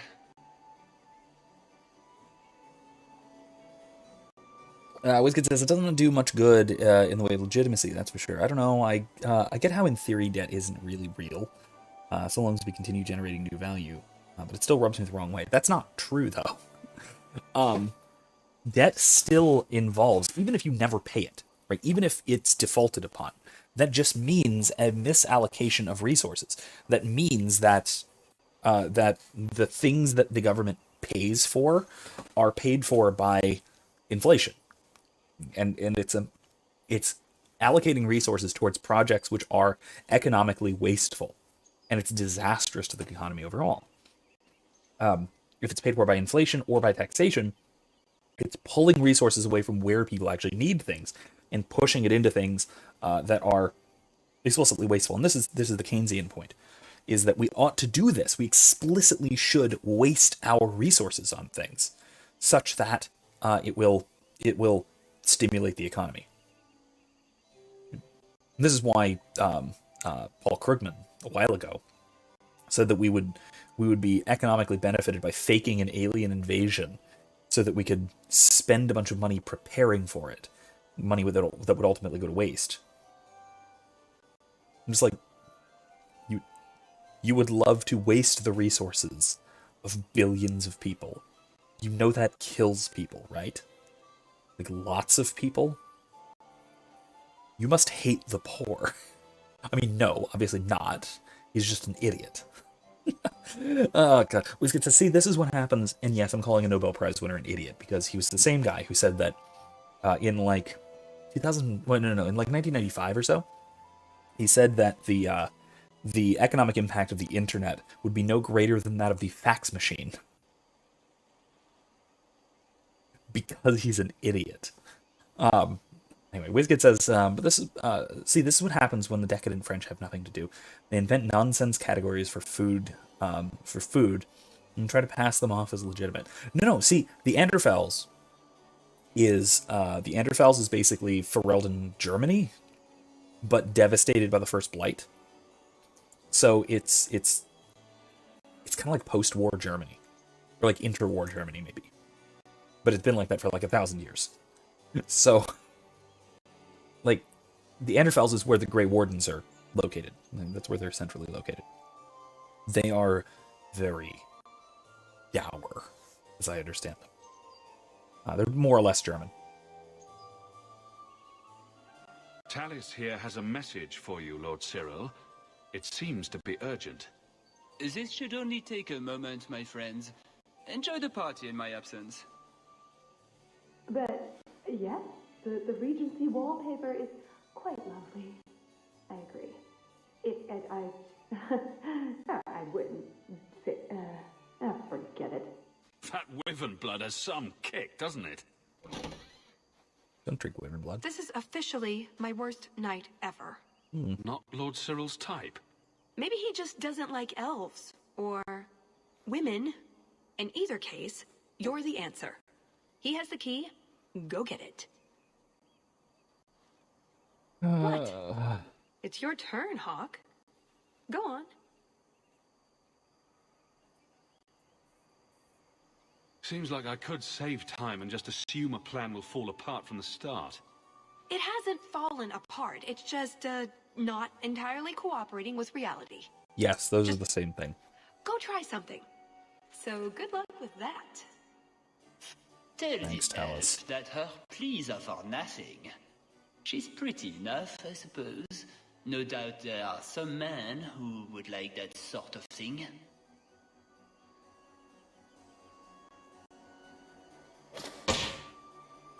Okay, problem solved.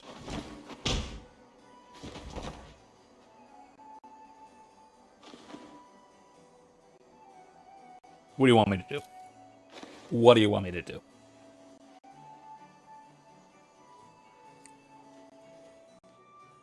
This goes back to how I enjoy nerdy things but loathe nerdy people. Just because you're smart doesn't mean you're wise. Also Good, because of then this. we can find the jewel and get this over with.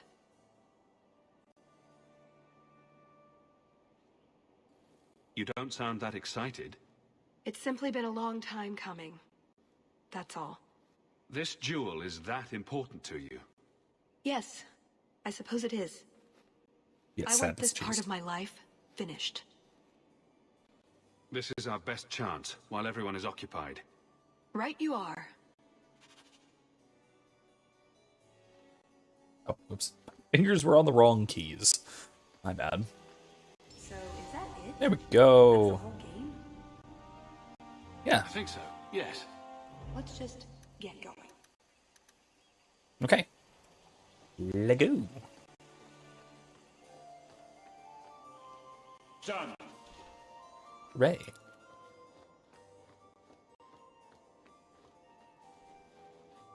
What in the name? There's no need for you to die today, friend. Just move on. You never saw us. This is... okay.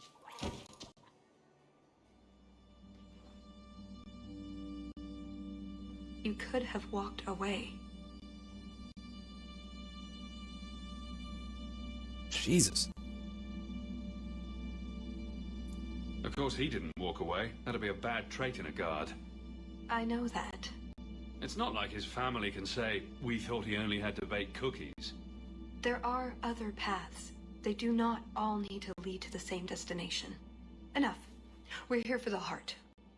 I'd like to do this quietly, alert as few guards as possible. What do you think? Let's do it quietly. We shouldn't get into fights if we don't have to. I'm glad you agree. Let's go. I mean, we are breaking and entering, so she kind of needed to do something, but I don't know about throwing a knife into his trachea. This part of the chateau will be crawling with guards. We'll have to try our best to keep out of sight. Or we could try to create distractions, provided you're good at throwing stones. And if all else fails, we'll give them a sharp knock on the head. Right, of course. Just try not to do it all the time. All right, I'm ready when Why are you you are. so concerned? Here, let's move. Oh wait, hey, I have a skill point or something. Hooray. I have decent enough constitution.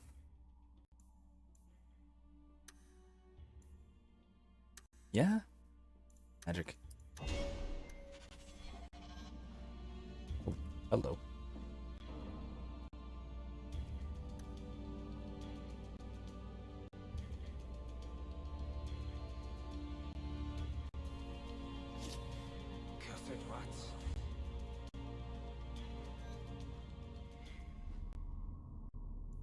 Winder Chateau Hain.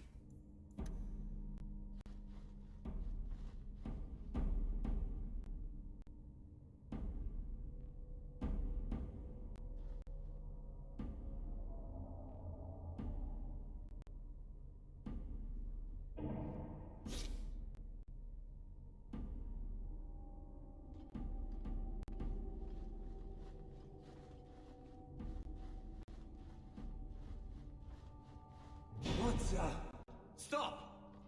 Crap. Try to be more careful. Really? That's all? I just restart right there? Fine. Over there. What's that? What's that?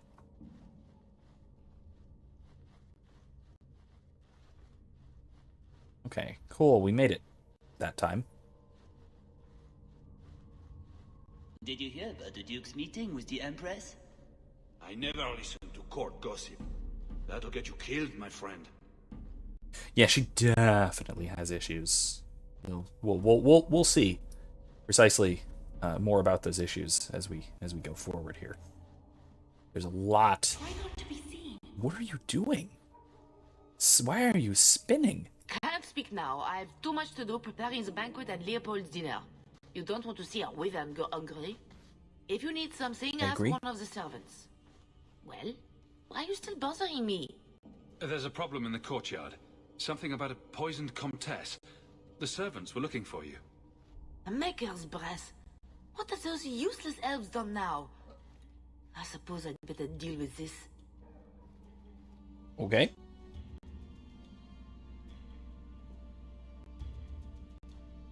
I don't actually need this, but I don't actually need any injury kits anymore because I got that perk.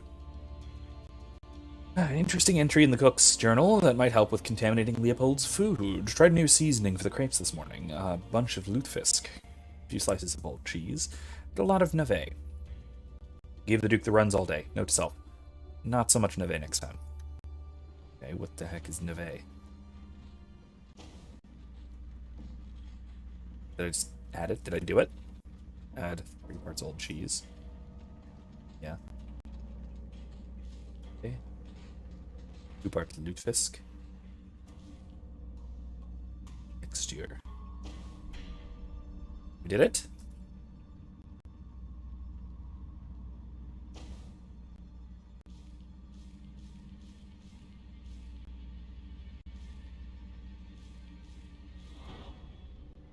Tons of neve.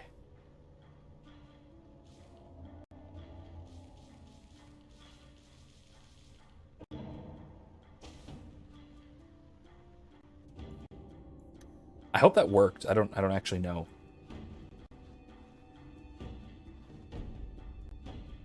I don't exactly know what neve is either, but whatever. I'll be fine. A pirate medallion. I wonder if Isabella knows anything about it. Yeah, probably. Communique. Handy, I suppose. Alright, let's keep going. It's not demon issues. Not this time. I don't think.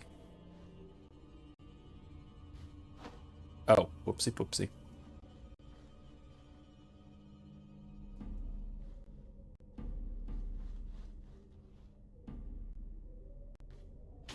Donk. I got a key. I bonked him.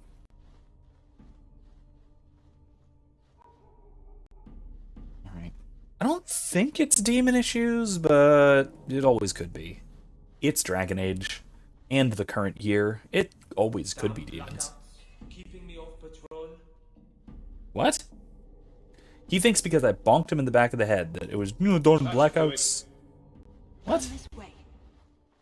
It's suddenly nighttime. That's weird. Alright, well. I think we should be able to get through this whole part. It's really... There's a lot to this.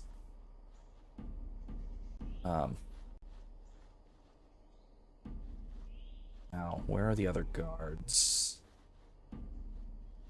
Think we're okay to sneak over to this. Nice.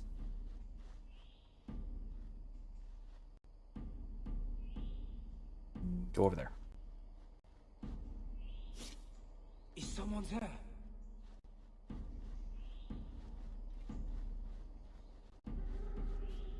Bonk.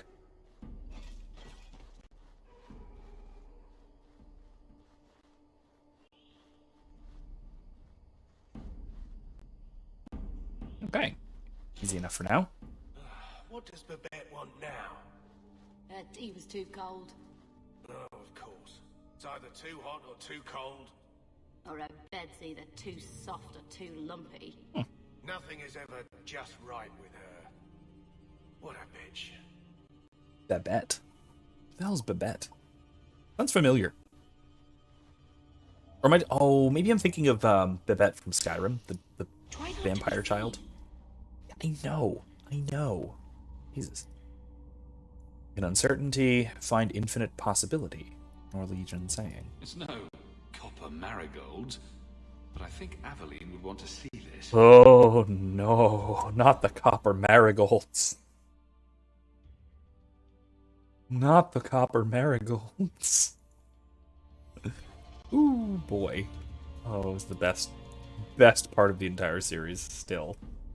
Hands down. You didn't try the cheese, did you? Are you joking?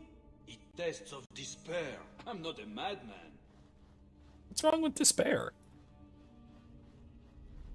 As I understand it, despair is very tasty. Ah. Okay. Let's see. It's locked, but I think we have the key, right? I don't think I can do that. Why are you yelling, Hawke? Stop yelling. Damn it. Let's try this again. No harm done. No harm done. Excuse me? No harm done. You quite serious? No. You can't be serious. No harm done.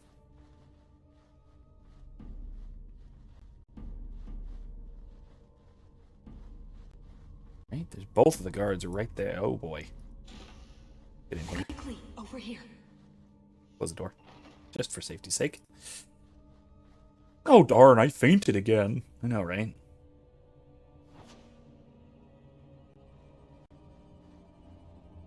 I must my imagination. Let's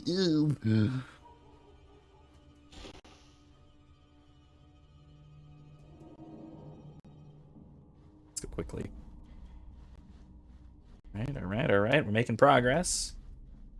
Yeah, progress.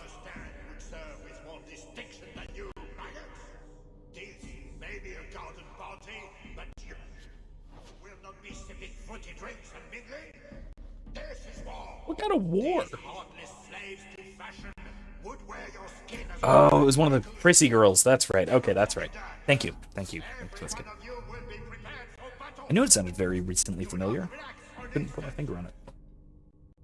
All right, well, we have our guards at the Prissy Garden party preparing for war. All set. Why am I yelling? Hawke, stop yelling. Oh, geez. Just do it right there. There's another one right around the corner, too. I'm going to wait. Let's wait. Let's wait. All right, looks like we're good. Moving along. Da-da-da-da.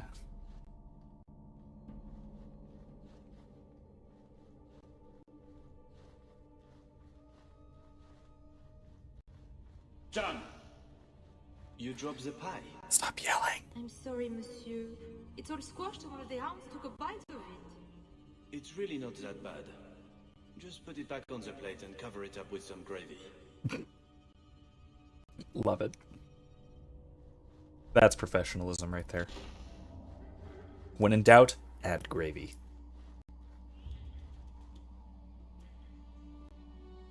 Wait, is this the garden? It's night. It's like dead of night. This is the garden. This is where we just were. I guess it's the party is over, I suppose. And we're just sneaking around at night. All right, let's see.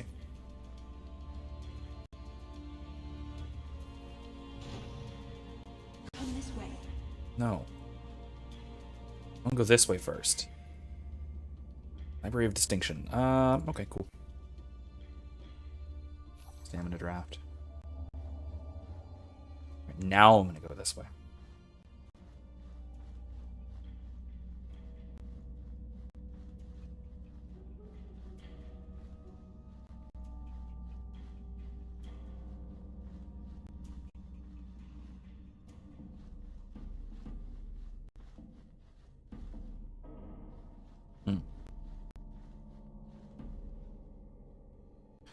Lady Amandine Duval. Young Empress, I suppose. Other things. Portrait of the Dowager. What's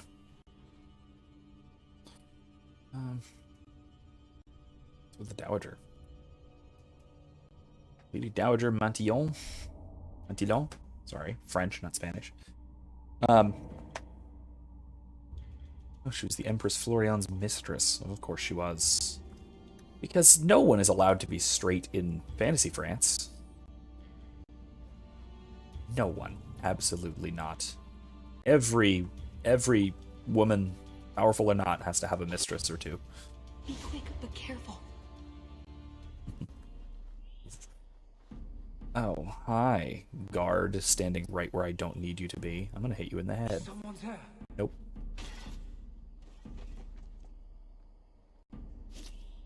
Cursed rats. Really? Cursed rats. I'm not a rat.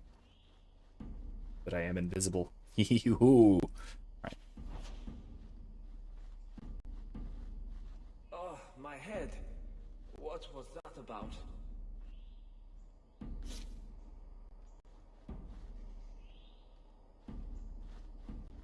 Not going to happen. Darn it. That's not good. This is not good. What was that scrabbling noise?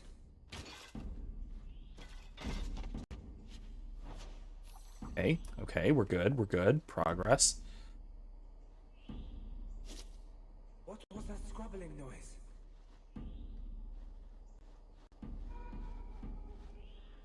How did that work? I'm honestly shocked. We're fine, though. We're barely fine. Ah, okay, whatever, it's fine. Try to be more careful. Nah, it's fine. Don't worry. We're good.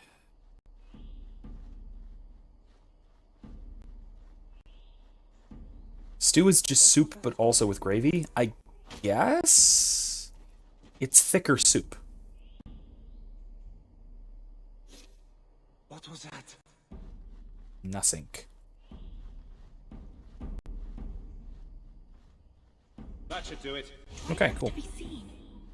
I'm trying not to be seen. Calm down. 10 hours in this armor, a man's gonna pass out. This is it.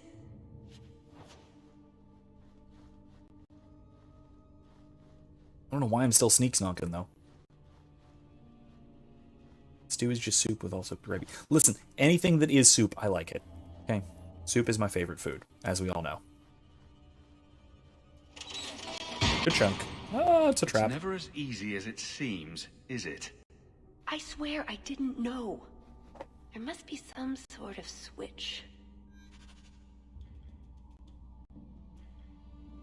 Yep.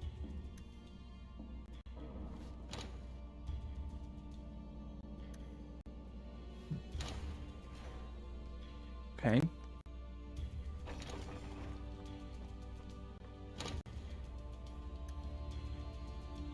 Okay.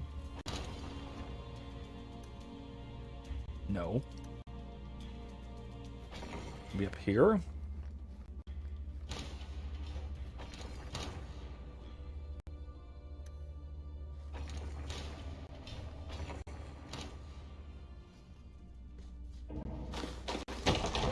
Hey!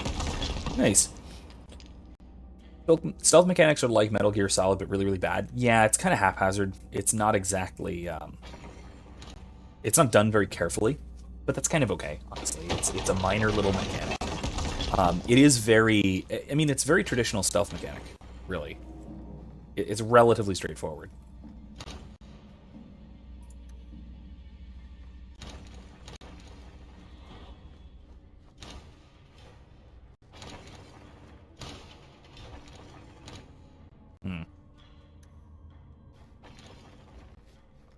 Maybe if I do this. Yep. That's what I thought. Okay, and a medallion. Not sure who owned this one. It's got a wicked notch taken.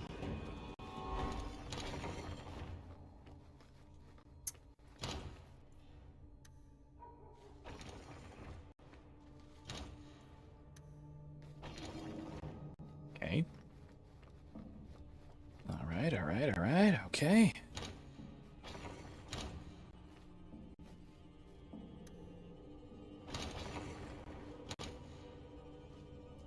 Huh. Alright. Darn it, really?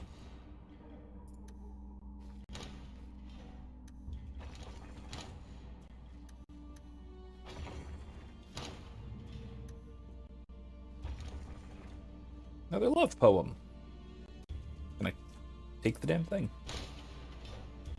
What the heck's going on? Can't click it.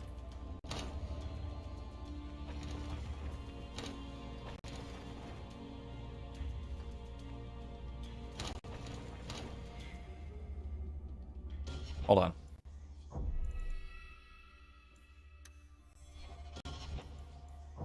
I just reload right here. Let's do that. Whiskers, I still haven't worked my way up to stew yet. I did, however, enjoy a hearty bowl of chicken noodle soup tonight for dinner, though. I'm going to be making lamb stew. Irish lamb stew, probably Saturday. Really? Why can't I just pick the damn thing up?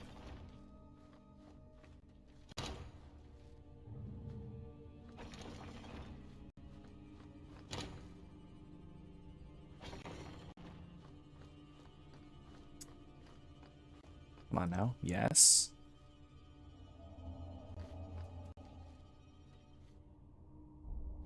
You know what? This is ridiculous. But... come on. Really?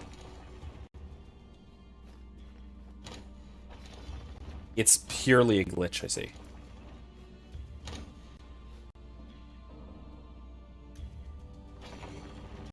Ah, damn it.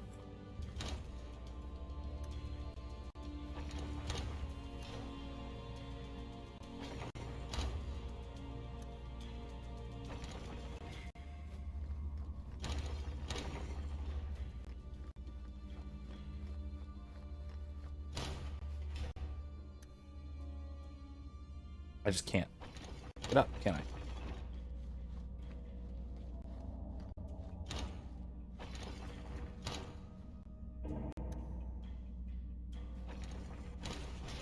There, everything's open. Cool.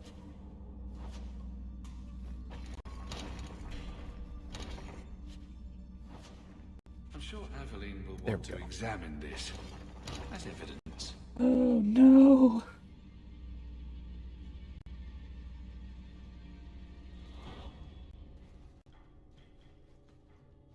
Something wrong? I don't know. Yes. Yes.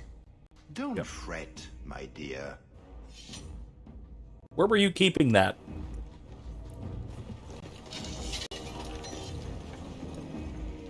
Yes, this qualifies as wrong. It's not over yet. Hawke, where were you But keeping it that staff? is over. I knew who you were the moment you arrived. Assassin. Assassin? I thought we were here to steal a jewel.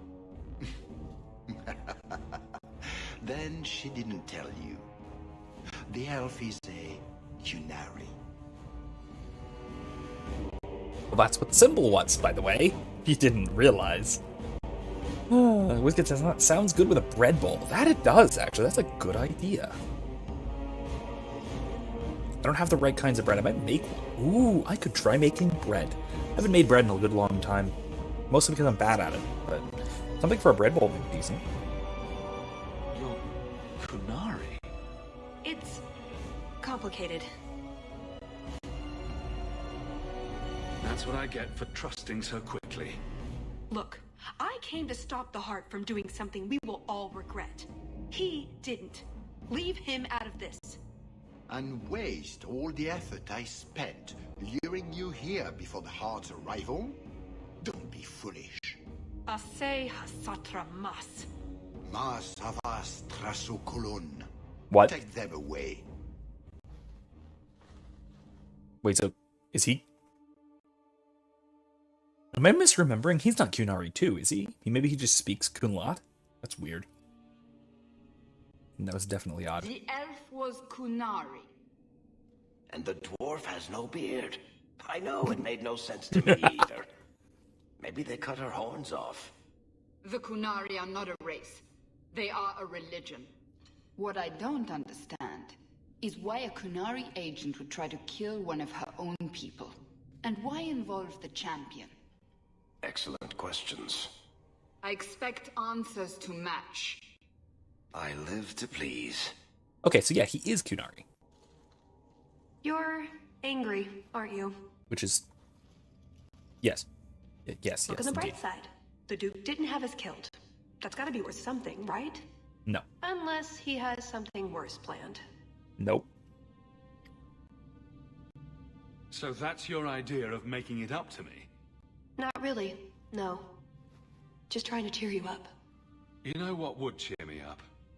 The truth. I am sorry.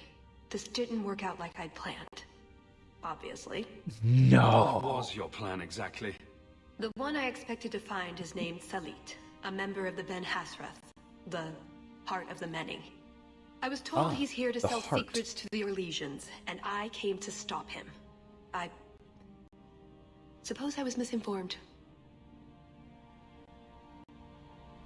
So you came here to stop this Salit from betraying your people? You probably won't believe me, but this isn't a political mission. It's personal. What do you mean? Salit was my best Rathari, the one who recruited me into the Ben Hasrath. My tutor. He's the one who saw my potential, convinced me that I could make a difference. It doesn't matter now. But you said he was selling secrets. He is. Or at least he intends to. One last act of defiance. I can't let him do that. Not when he'll hurt so many others in the process. Why not? Who cares? It's other Qunari. God, I hate those bastards. Because I used to make bread for a while. Get back into it. Yeah, same. I've tried a bunch. My bread always winds up being way too dense. And the crust is usually not very crusty. which I don't know why. I think it has to do with the kneading, maybe, and maybe I need more or better egg wash or something like that. I don't know. I'm not very good at it. Baking has never been my strong suit. Any kind of baking has never been my strong suit. I'm better at cooking. You mean he'll hurt other Kunari? Not every Kunari is a soldier, you know. There are tens of thousands of farmers, artisans, craftsmen, people who have never hurt anyone. People whose only crime is living. They don't deserve what he's going to do to them. But it's more than my duty to stop Salit. It is my moral obligation. You mentioned the Heart of the Many before, but you said it was the name of the jewel. It's also what Ben Hasrith means. Some people say we're enforcers, that keep the Kunari in line, but that's not it. It's hard to explain. Try. We're the soul of the Kun. We keep its spirit alive and protect it, from both outside and from within. Not every Kunari agrees, nor do they always do what is best for all. The Ben Hasrith remind us of our common goal. Okay, so we want to analogize this to something I'm more familiar with and something that may be more familiar to us. This is like, if we analogize it to Plato and Plato's Republic, we have the three parts of the city. We have the guardians who rule, we have the auxiliaries who enforce, and we have the polloi, the people, the workers who work and produce. The Ben Hasrith are more like the auxiliaries, they enforce. The weird, maybe disturbing problem with Kunari, the biggest problem with the Kunari, aside from, enforcing tyranny at the barrel of a knife, is that they have no guardianship. They have no rulers per se. They have the written Kun, which is then interpreted however anyone really wants to. And so it becomes a kind of tyranny of arbitrary diktat based on immalleable rules. Right? So it's a kind of chaos through an excess of order, which is again very, very common. You see this kind of thing, even going back to Plato. This is what tyranny means. Not quite tyranny. Technically, it would be something like a democracy, rule through military for the sake of glory. It's a pale attempt at instantiating something like a Platonic Republic, but again, first of all, Plato and Socrates both acknowledge that such a thing is impossible. It cannot be instantiated, and any attempt to do so will result in grievous tyranny. The Republic isn't about politics, it's about psychology, it's about the mind, it's about the soul. And so when she says soul, she means spirit. The spirited part, the part that defends from outside and from within, and enforces the will of the rulers. Problem is, like I said, the will of the rulers is not the will of the rulers, it's the Kun. It's a pre-written set of legalistic code.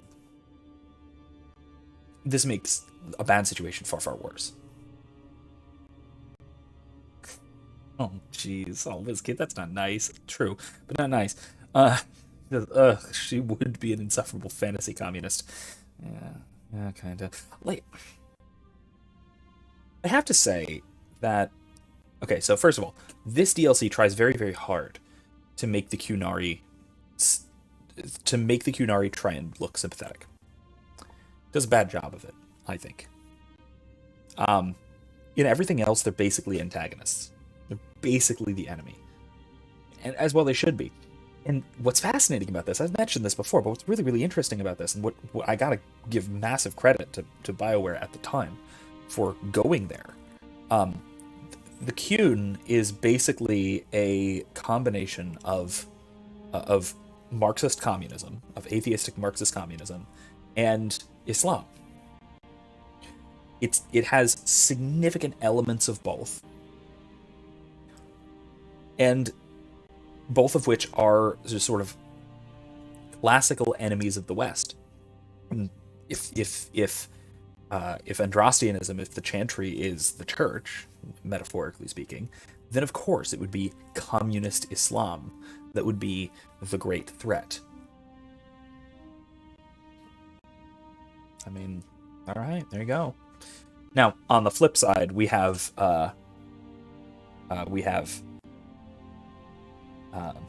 Tevinter, which is the other big enemy. And Tevinter is basically every delusion about the patriarchy you can think of. They are a patriarchal religious structure ruled by slave-owning magic people who enslave the rest of society. So, okay, fine. They have one antagonist who is properly the enemy of all that is good, and then you have cartoonish patriarchy, which is Tevinter. And then you have the ancient elves. Then you have the elven threat, which is to come, which we will get to that. Don't want to give away too much of that, because it gives away a lot of the DLC for Inquisition, which way down the line. So I don't want to give away too much of that. A common goal being subjugation. It's not always meant to end in violence. There are other paths. They do not all need to lead to the same destination. Yeah, it does. I probably don't sound very convincing. No. What? No. Of course not. Listen, if you say that it doesn't have to end in violence, but you are willing to enforce it with violence, that is violence. That is coercion. Coercion is not only the implementation of, but also the threat of violence. The Ben Hassareth are necessarily violent enforcers of the Qun. Right. Saying it doesn't have to end in violence is like, telling your victim this will be over quicker if you don't struggle. Like, come on. Oh my god. Now, this is like, again, this was their best attempt to personalize and to make the Qunari seem sympathetic. And my god, did they do a poor job of that. This is making me hate the Qunari all that much more. So, did you really involve me just because I had an invitation? You were the only one on the invitation list who wasn't a personal friend of the Montfort family. And you're also Ferelden, with no reason to love Orlais, and incredibly competent, so I hear. And what was going to happen when all this was over? I thank you. We go our separate ways. Really? I wouldn't notice a thing. Truth? You're not exactly what I was expecting. Perhaps if I'd done my homework, I would have known more about you, given you the respect you deserve. Nothing I could do about it now. So, everything you told me was a lie? Not everything. So I simply missed the part where you're Qunari. You don't need horns to embrace the Qun. What you need is a purpose, a belief in unity, in improving the lot, not only for your own people, but for everyone. You're talking about butchers out to destroy any sense of free will. I'm talking about fighting to make things better. By slaughtering anyone who disagrees with you. Because your people are so much better, I suppose? No one oppressed, no one left starving? Being Qunari doesn't automatically mean you're a zealot. Most Qunari don't even understand humans, why you act like you do. But I grew up among you. I understand perfectly well. Wait, aren't you here to kill someone for the Qunari? I never said I was killing him for the Qunari. So you're improving his lot, perhaps repeatedly? I know it's hard to understand. Our way of thinking must seem so alien. Not alien, just evil. Just tell me, can you honestly say there's nothing to improve? Nothing to strive for? We believe in striving together. No, you don't. We may stumble, but that doesn't mean we shouldn't try. So, striving together is different from forcing people to strive together. This is painfully obvious to anyone who isn't a sociopath. Unfortunately, communists are sociopaths, so maybe she can be a good communist someday. So Wizkid said, one of those rare based imams It's something akin to individual Muslims can assimilate to an outside community. Islam as an ideology will never and can never change. Probably true, because it's highly textual, much like the Qun, and honestly, I might get some flack for this, but much like a lot of Protestantism, it is heavily based upon textual interpretation, and so the overarching, the ability for it to actually shift and change is nil. The ability for it to develop, the ability for it to as an ideology, right, as an idea, as a set of ideas, for it to develop and change is very, very limited. That said, there have been periods in the past where Islamic scholars were much, much more open to outside knowledge. I don't exactly know historically why that shifted, because I'm thinking of the medieval period, right? In the High Middle Ages, the 13th century or so, especially Aquinas' time, there were a lot of Muslim scholars who interacted with the West, with Christendom, and interacted in a very charitable way, in a very scholarly sort of way, an intellectual exchange, which, I mean, it's, you find that today, but only among very westernized Muslims. Now, they can be very thoroughly devout, but culturally they will consistently be westernized. I don't know what caused that change historically. It's not my period of study, or sort of early modern to modern period. It might be the Ottoman Caliphate that shifted things, maybe. That might be my guess. But I'm really not sure.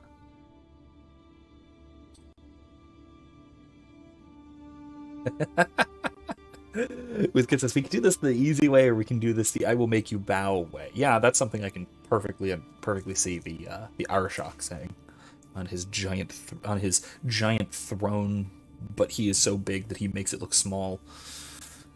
That guy's terrifying. I gotta say, he's a fantastic villain. Yeah. Wizkid says, you can have that while also actively choosing to help people without being forced. Yeah, of course you can. Of course you can. That's what people do. What normal, well-adjusted, socialized people do. Not socialist people, socialized people. People who know how to operate within a society in a civilized manner. We help each other. We exchange with each other peacefully.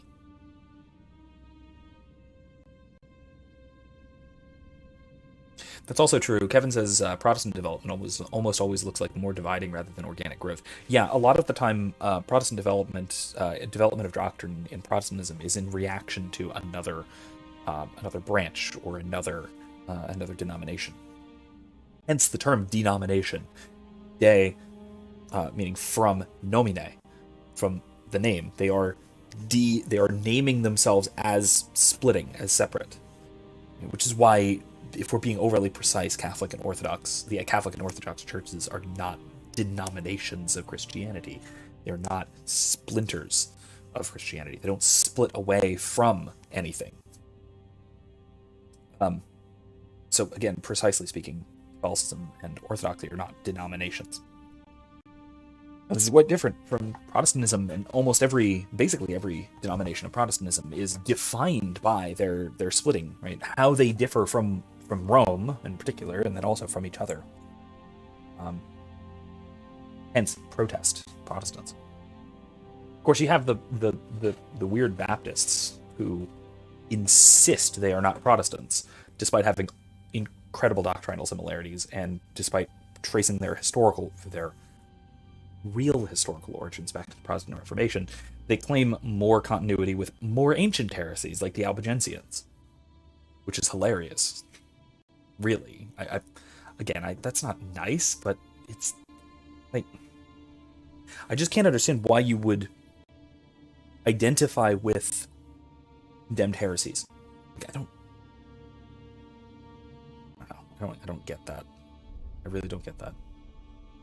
I mean, I guess if it's just in opposition to the church, then you pick a favorite heresy, I suppose. But it's not really a charitable interpretation of baptistry, whatever.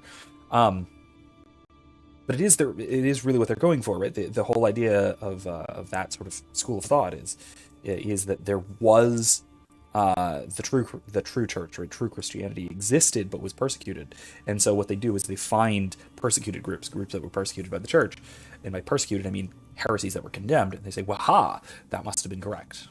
And it's sort of diving into trying to find doctrine, but they find doctrine by finding what the church condemned, rather than finding doctrine in pursuit of truth. Which, to be fair, so a lot of other Protestants do that. They try and pursue the truth through their own accord, through their own power, through their own intellects, and they come to a lot of times incorrect conclusions, sometimes correct conclusions. But they do so out of a search for truth rather than in reaction to things. Whiskey says, I don't know, the Ottomans people, like Suleiman the Magnificent, did actively try to engage with the West. It really feels like we just shut them down at every turn after a while. That might be true, and I think the modern period, the development of the nation states in Europe, may have contributed to this. With the various wars of the early modern period, the nation states that began to develop in Europe were significantly more under threat, under more immediate threat between each other and then therefore from outside than Christendom when it was Christendom. It was more. The historian in me cringes to say it, but more feudal. When there was the overarching sort of unity of Christendom, but with political disunity, radical political disunity. When that was more the case, there wasn't the same kind of nationalistic unity that sort of drove the wedge in between us and them, the Ottomans, etc. So maybe that's it. Maybe we can blame the early modern development of the nation state. I love blaming the early modern development of the nation state for everything I possibly can. So hey, maybe this too. Again, one of my favorite books is William Cavanaugh's The Myth of Religious Violence. It's around here somewhere. I don't know where it is. Which talks about that a good deal. Talks about the development of the nation state in terms of and what it meant for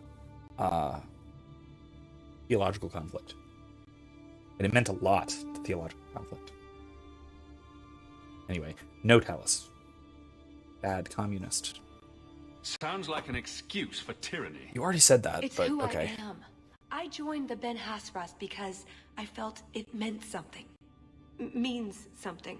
Ooh, gotcha. Gotcha. You sound like you're trying to convince yourself.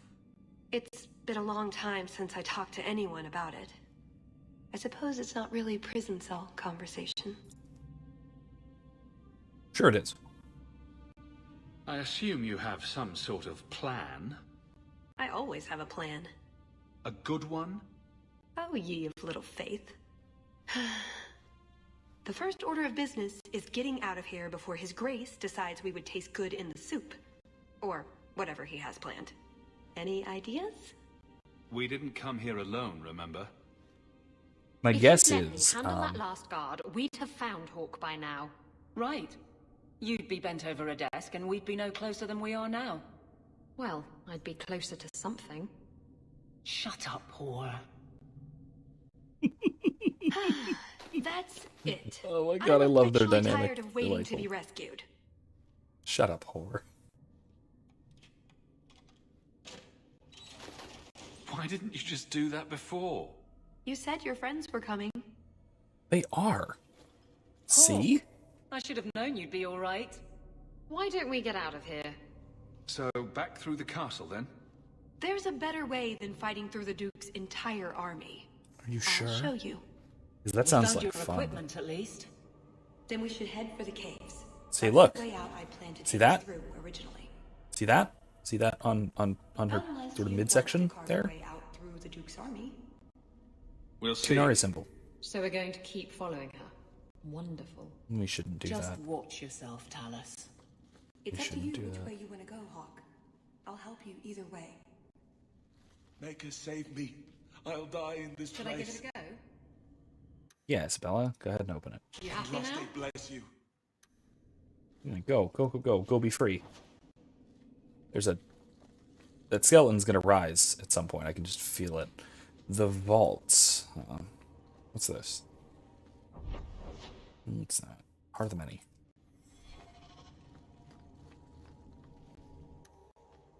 Yeah, go ahead. You're Stella. such a slave driver. Really? Okay. Who's this guy? Elf. Please help me, kind sir. I will try. It's my eternal thanks. Cool. You're free now. Okay. What now? Oh, jeez. What? Yeah. Wizkid says, I think this is why so many WASP types grew up Christians just to fall away once they hit maturity. Not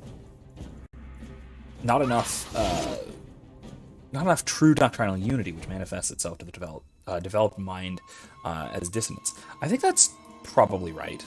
I think that's probably largely correct. Maybe not completely. I think a lot of it is also just the aversion to things like apologetics, right?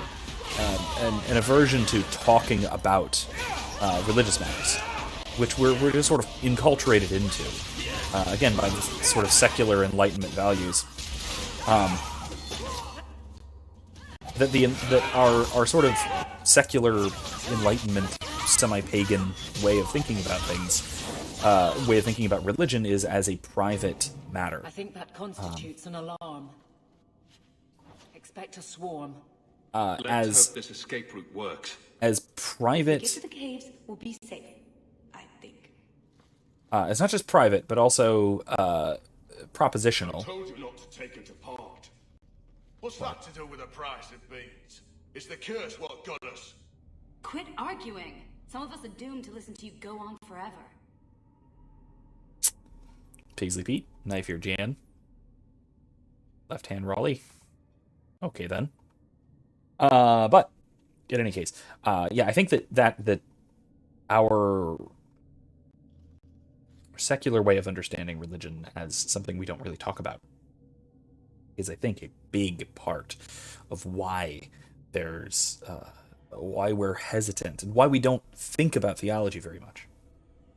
Kevin says, I nearly fell away as you're referencing until I became Catholic, but I noticed that my fundamentalist upbringing makes me very suspicious of certain perspectives in the church that seem innovative. So like charismatic movements and such. I'm guessing.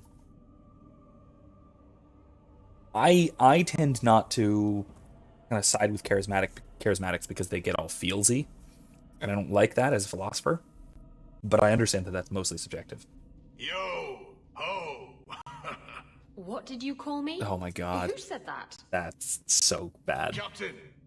Captain Isabella, So sir. Over here. Yo That statue is talking to me. That statue is talking to me. It's me, Paisley Pete, crew of the Wicked Dancer. Helped you board that Navaran brig. I remember your help. I also remember that your Captain Maldine tried to claim all the booty. Aye, and then Maldine put a curse on us, the scurvy bastard. Only another sea captain can lift it.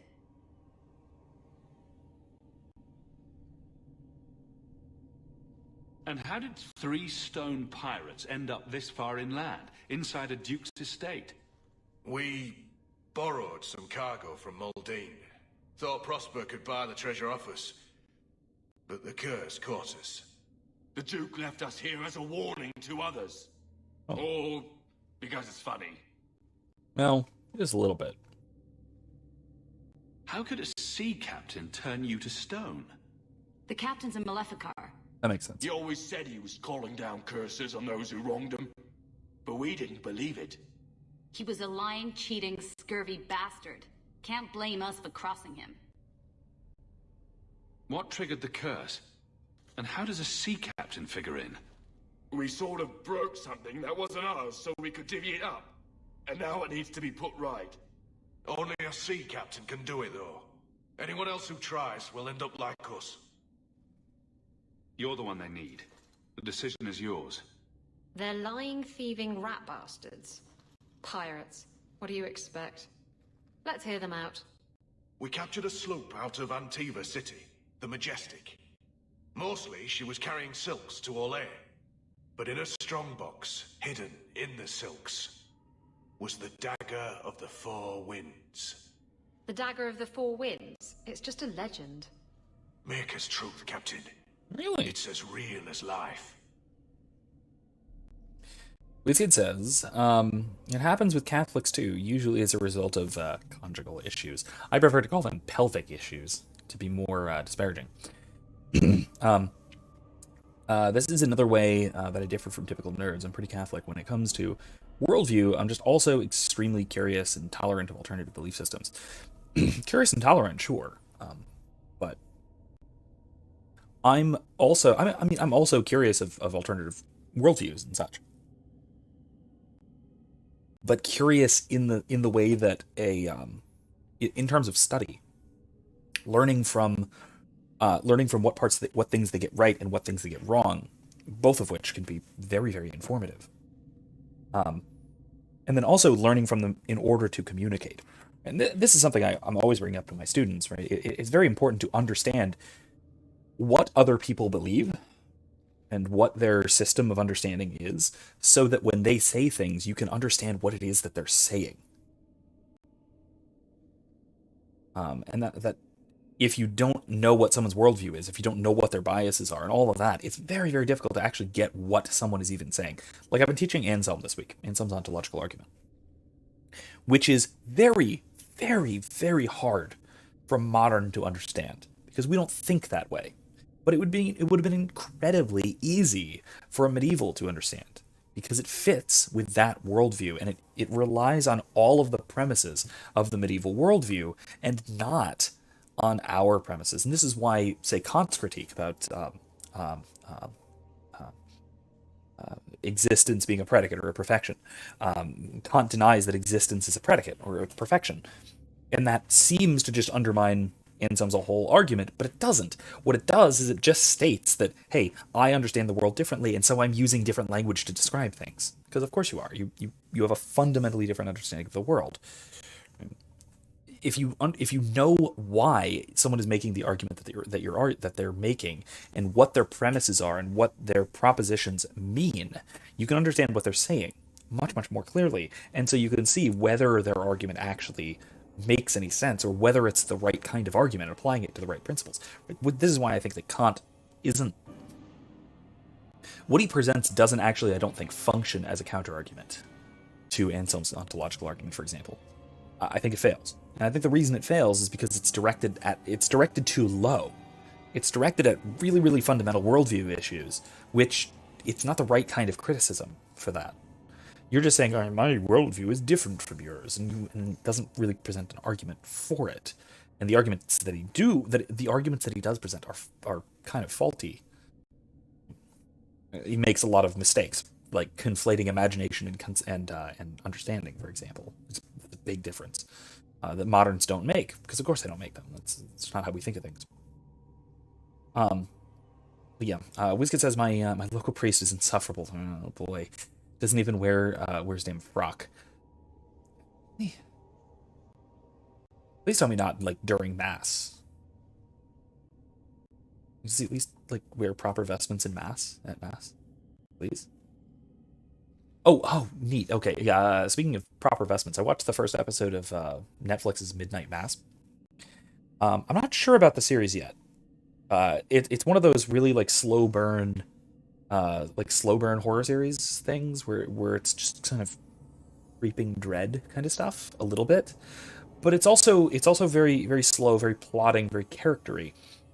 And there was a neat little bit where the priest, the new little replacement priest guy, wore the wrong vestments.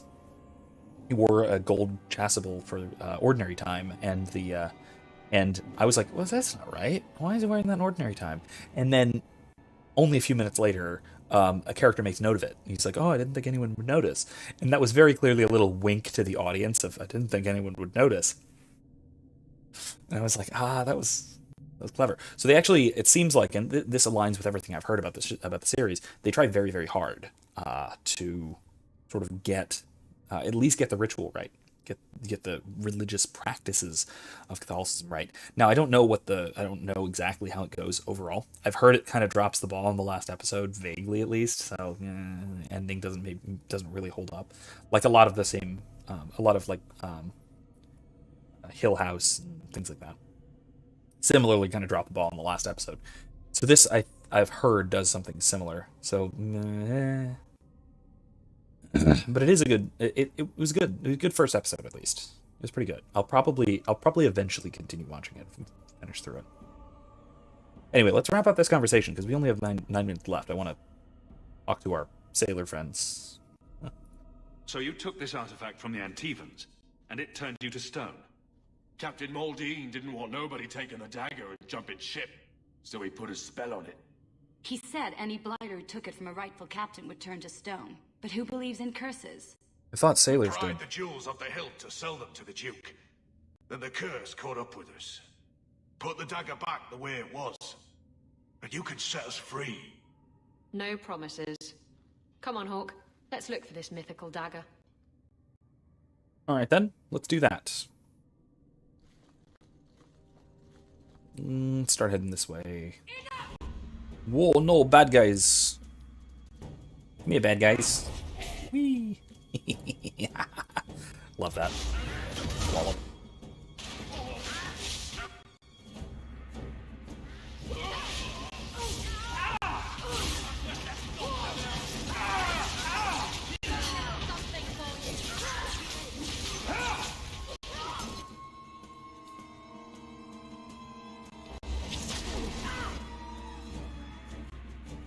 Harlequin, huh?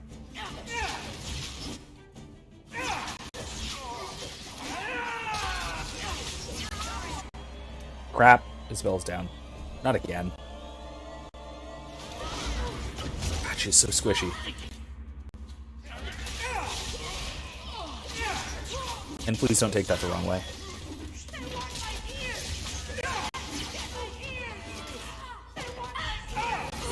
What? They want my ears. Oh my god. We get it, you're an elf.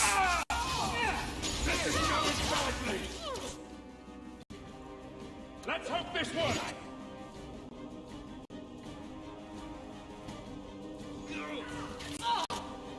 Come on. I can't keep this. Yes, I can. What are you talking about? Come on, Hawke. Keep it up.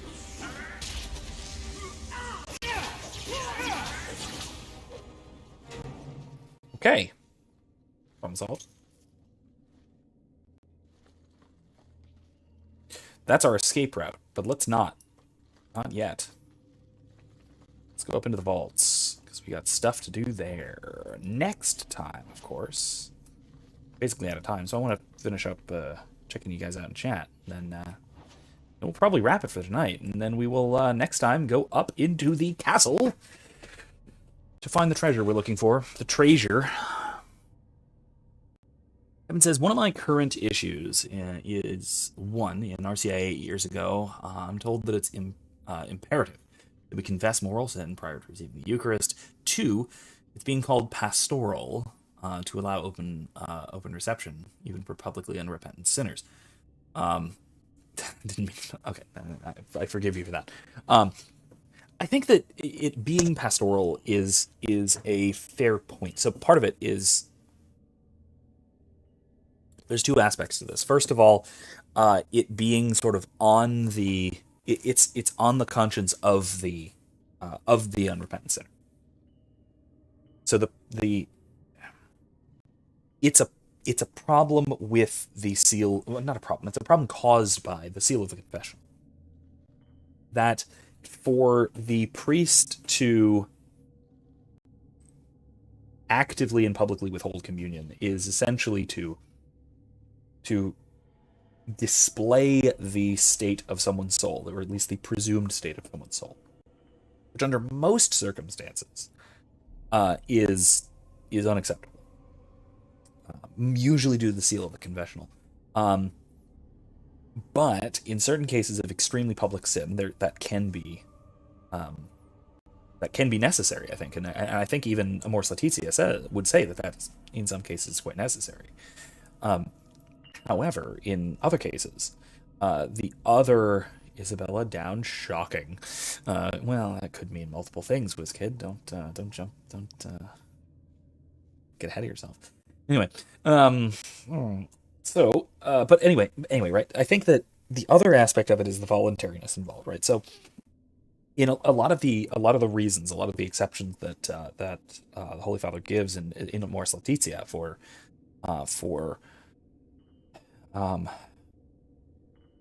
receiving the Eucharist in an objective state of grave sin. Now, I say grave sin, not mortal sin, because there's a crucial difference of voluntariness. Oh, Squishy, who could forget? Oh, jeez, what's good? But an objective state of grave sin, if one is not morally responsible for it, however, that carries with it certain other grave implications. So, for example, if one is not morally responsible for, say, cohabitation or fornication, which is the most common example of this, right? It's living together without when unmarried or when divorced and remarried, or right, living in a state of objective adultery, or fornication, whichever the case may be. If one is to say that one is under duress to maintain such a condition, that one cannot reasonably withdraw oneself from such a position, that entails rape, which is an extremely grave matter, and that is not something that should go unquestioned. That is something that should be taken very, very, very seriously. But I see the potential problem that it isn't, that in at least some cases it isn't taken that seriously, because there is a sort of pastoral approach taken, which I understand. In some cases, these things have to be handled very, very delicately, I'm sure. However, in those circumstances, it should be taken very seriously, far more seriously than I fear is often the case. So that is a dark note to end on, but it's quite serious. I mean, it's quite the issue there.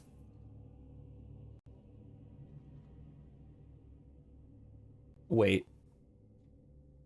Oh, okay. So, oh my God, I had no idea what that comment was about when you said it. Well, yeah, but when he's out and about, always the dingy, dirty yellow T-shirt and a hat. Oh, you're priest. Okay, yeah, I don't love that. I don't love that. I love the cassock wearing priest, to be fair, but not everybody, not everyone does that. Not everyone has to, technically, I suppose. At least wear the collar, at least the collar. Anyway, that's all the time we have for tonight. So we are going to pick up right here next week. We're almost definitely going to finish Mark of the Assassin next week. This is a longer DLC than I remembered. I thought I remembered this only being like 2 hours, maybe 3. But so far we've been in this for 4 hours and going strong. It looks like we've got another 2 or so at least, if I remember correctly. So we will pick this up next week. Right here. And we'll continue through retrieving our treasure, and then getting the heck out of here. And we'll see whether Talus gets her filthy Qunari job done. Anyway, otherwise, I will see you guys on Monday, hopefully, for more Far Cry 5. We're in Faith's area, so there's a lot of drug-induced hysteria, so that's going to be a lot of good times. We're going to blow up a giant statue tomorrow on Monday, so that should be a hell of a lot of fun. Keep an eye out. Once again, I'm going to try and get some yet another couple of videos out soon that I said were related to class, so I do need to get those soonish. I'm going to be working on those gradually. I haven't had much of a chance this week. A lot's been going on. So still expect one on moral luck and one on degrees of blame. So those should be coming soon-ish, within the next week or two. And otherwise, I'll see you guys Monday for Far Cry 5, and I'll see you guys again next Thursday, picking up right here where we're leaving off. All right. So that's all I got for tonight. So thank you all for tuning in. Thank you all for joining me, and we'll see you all next time. Good night.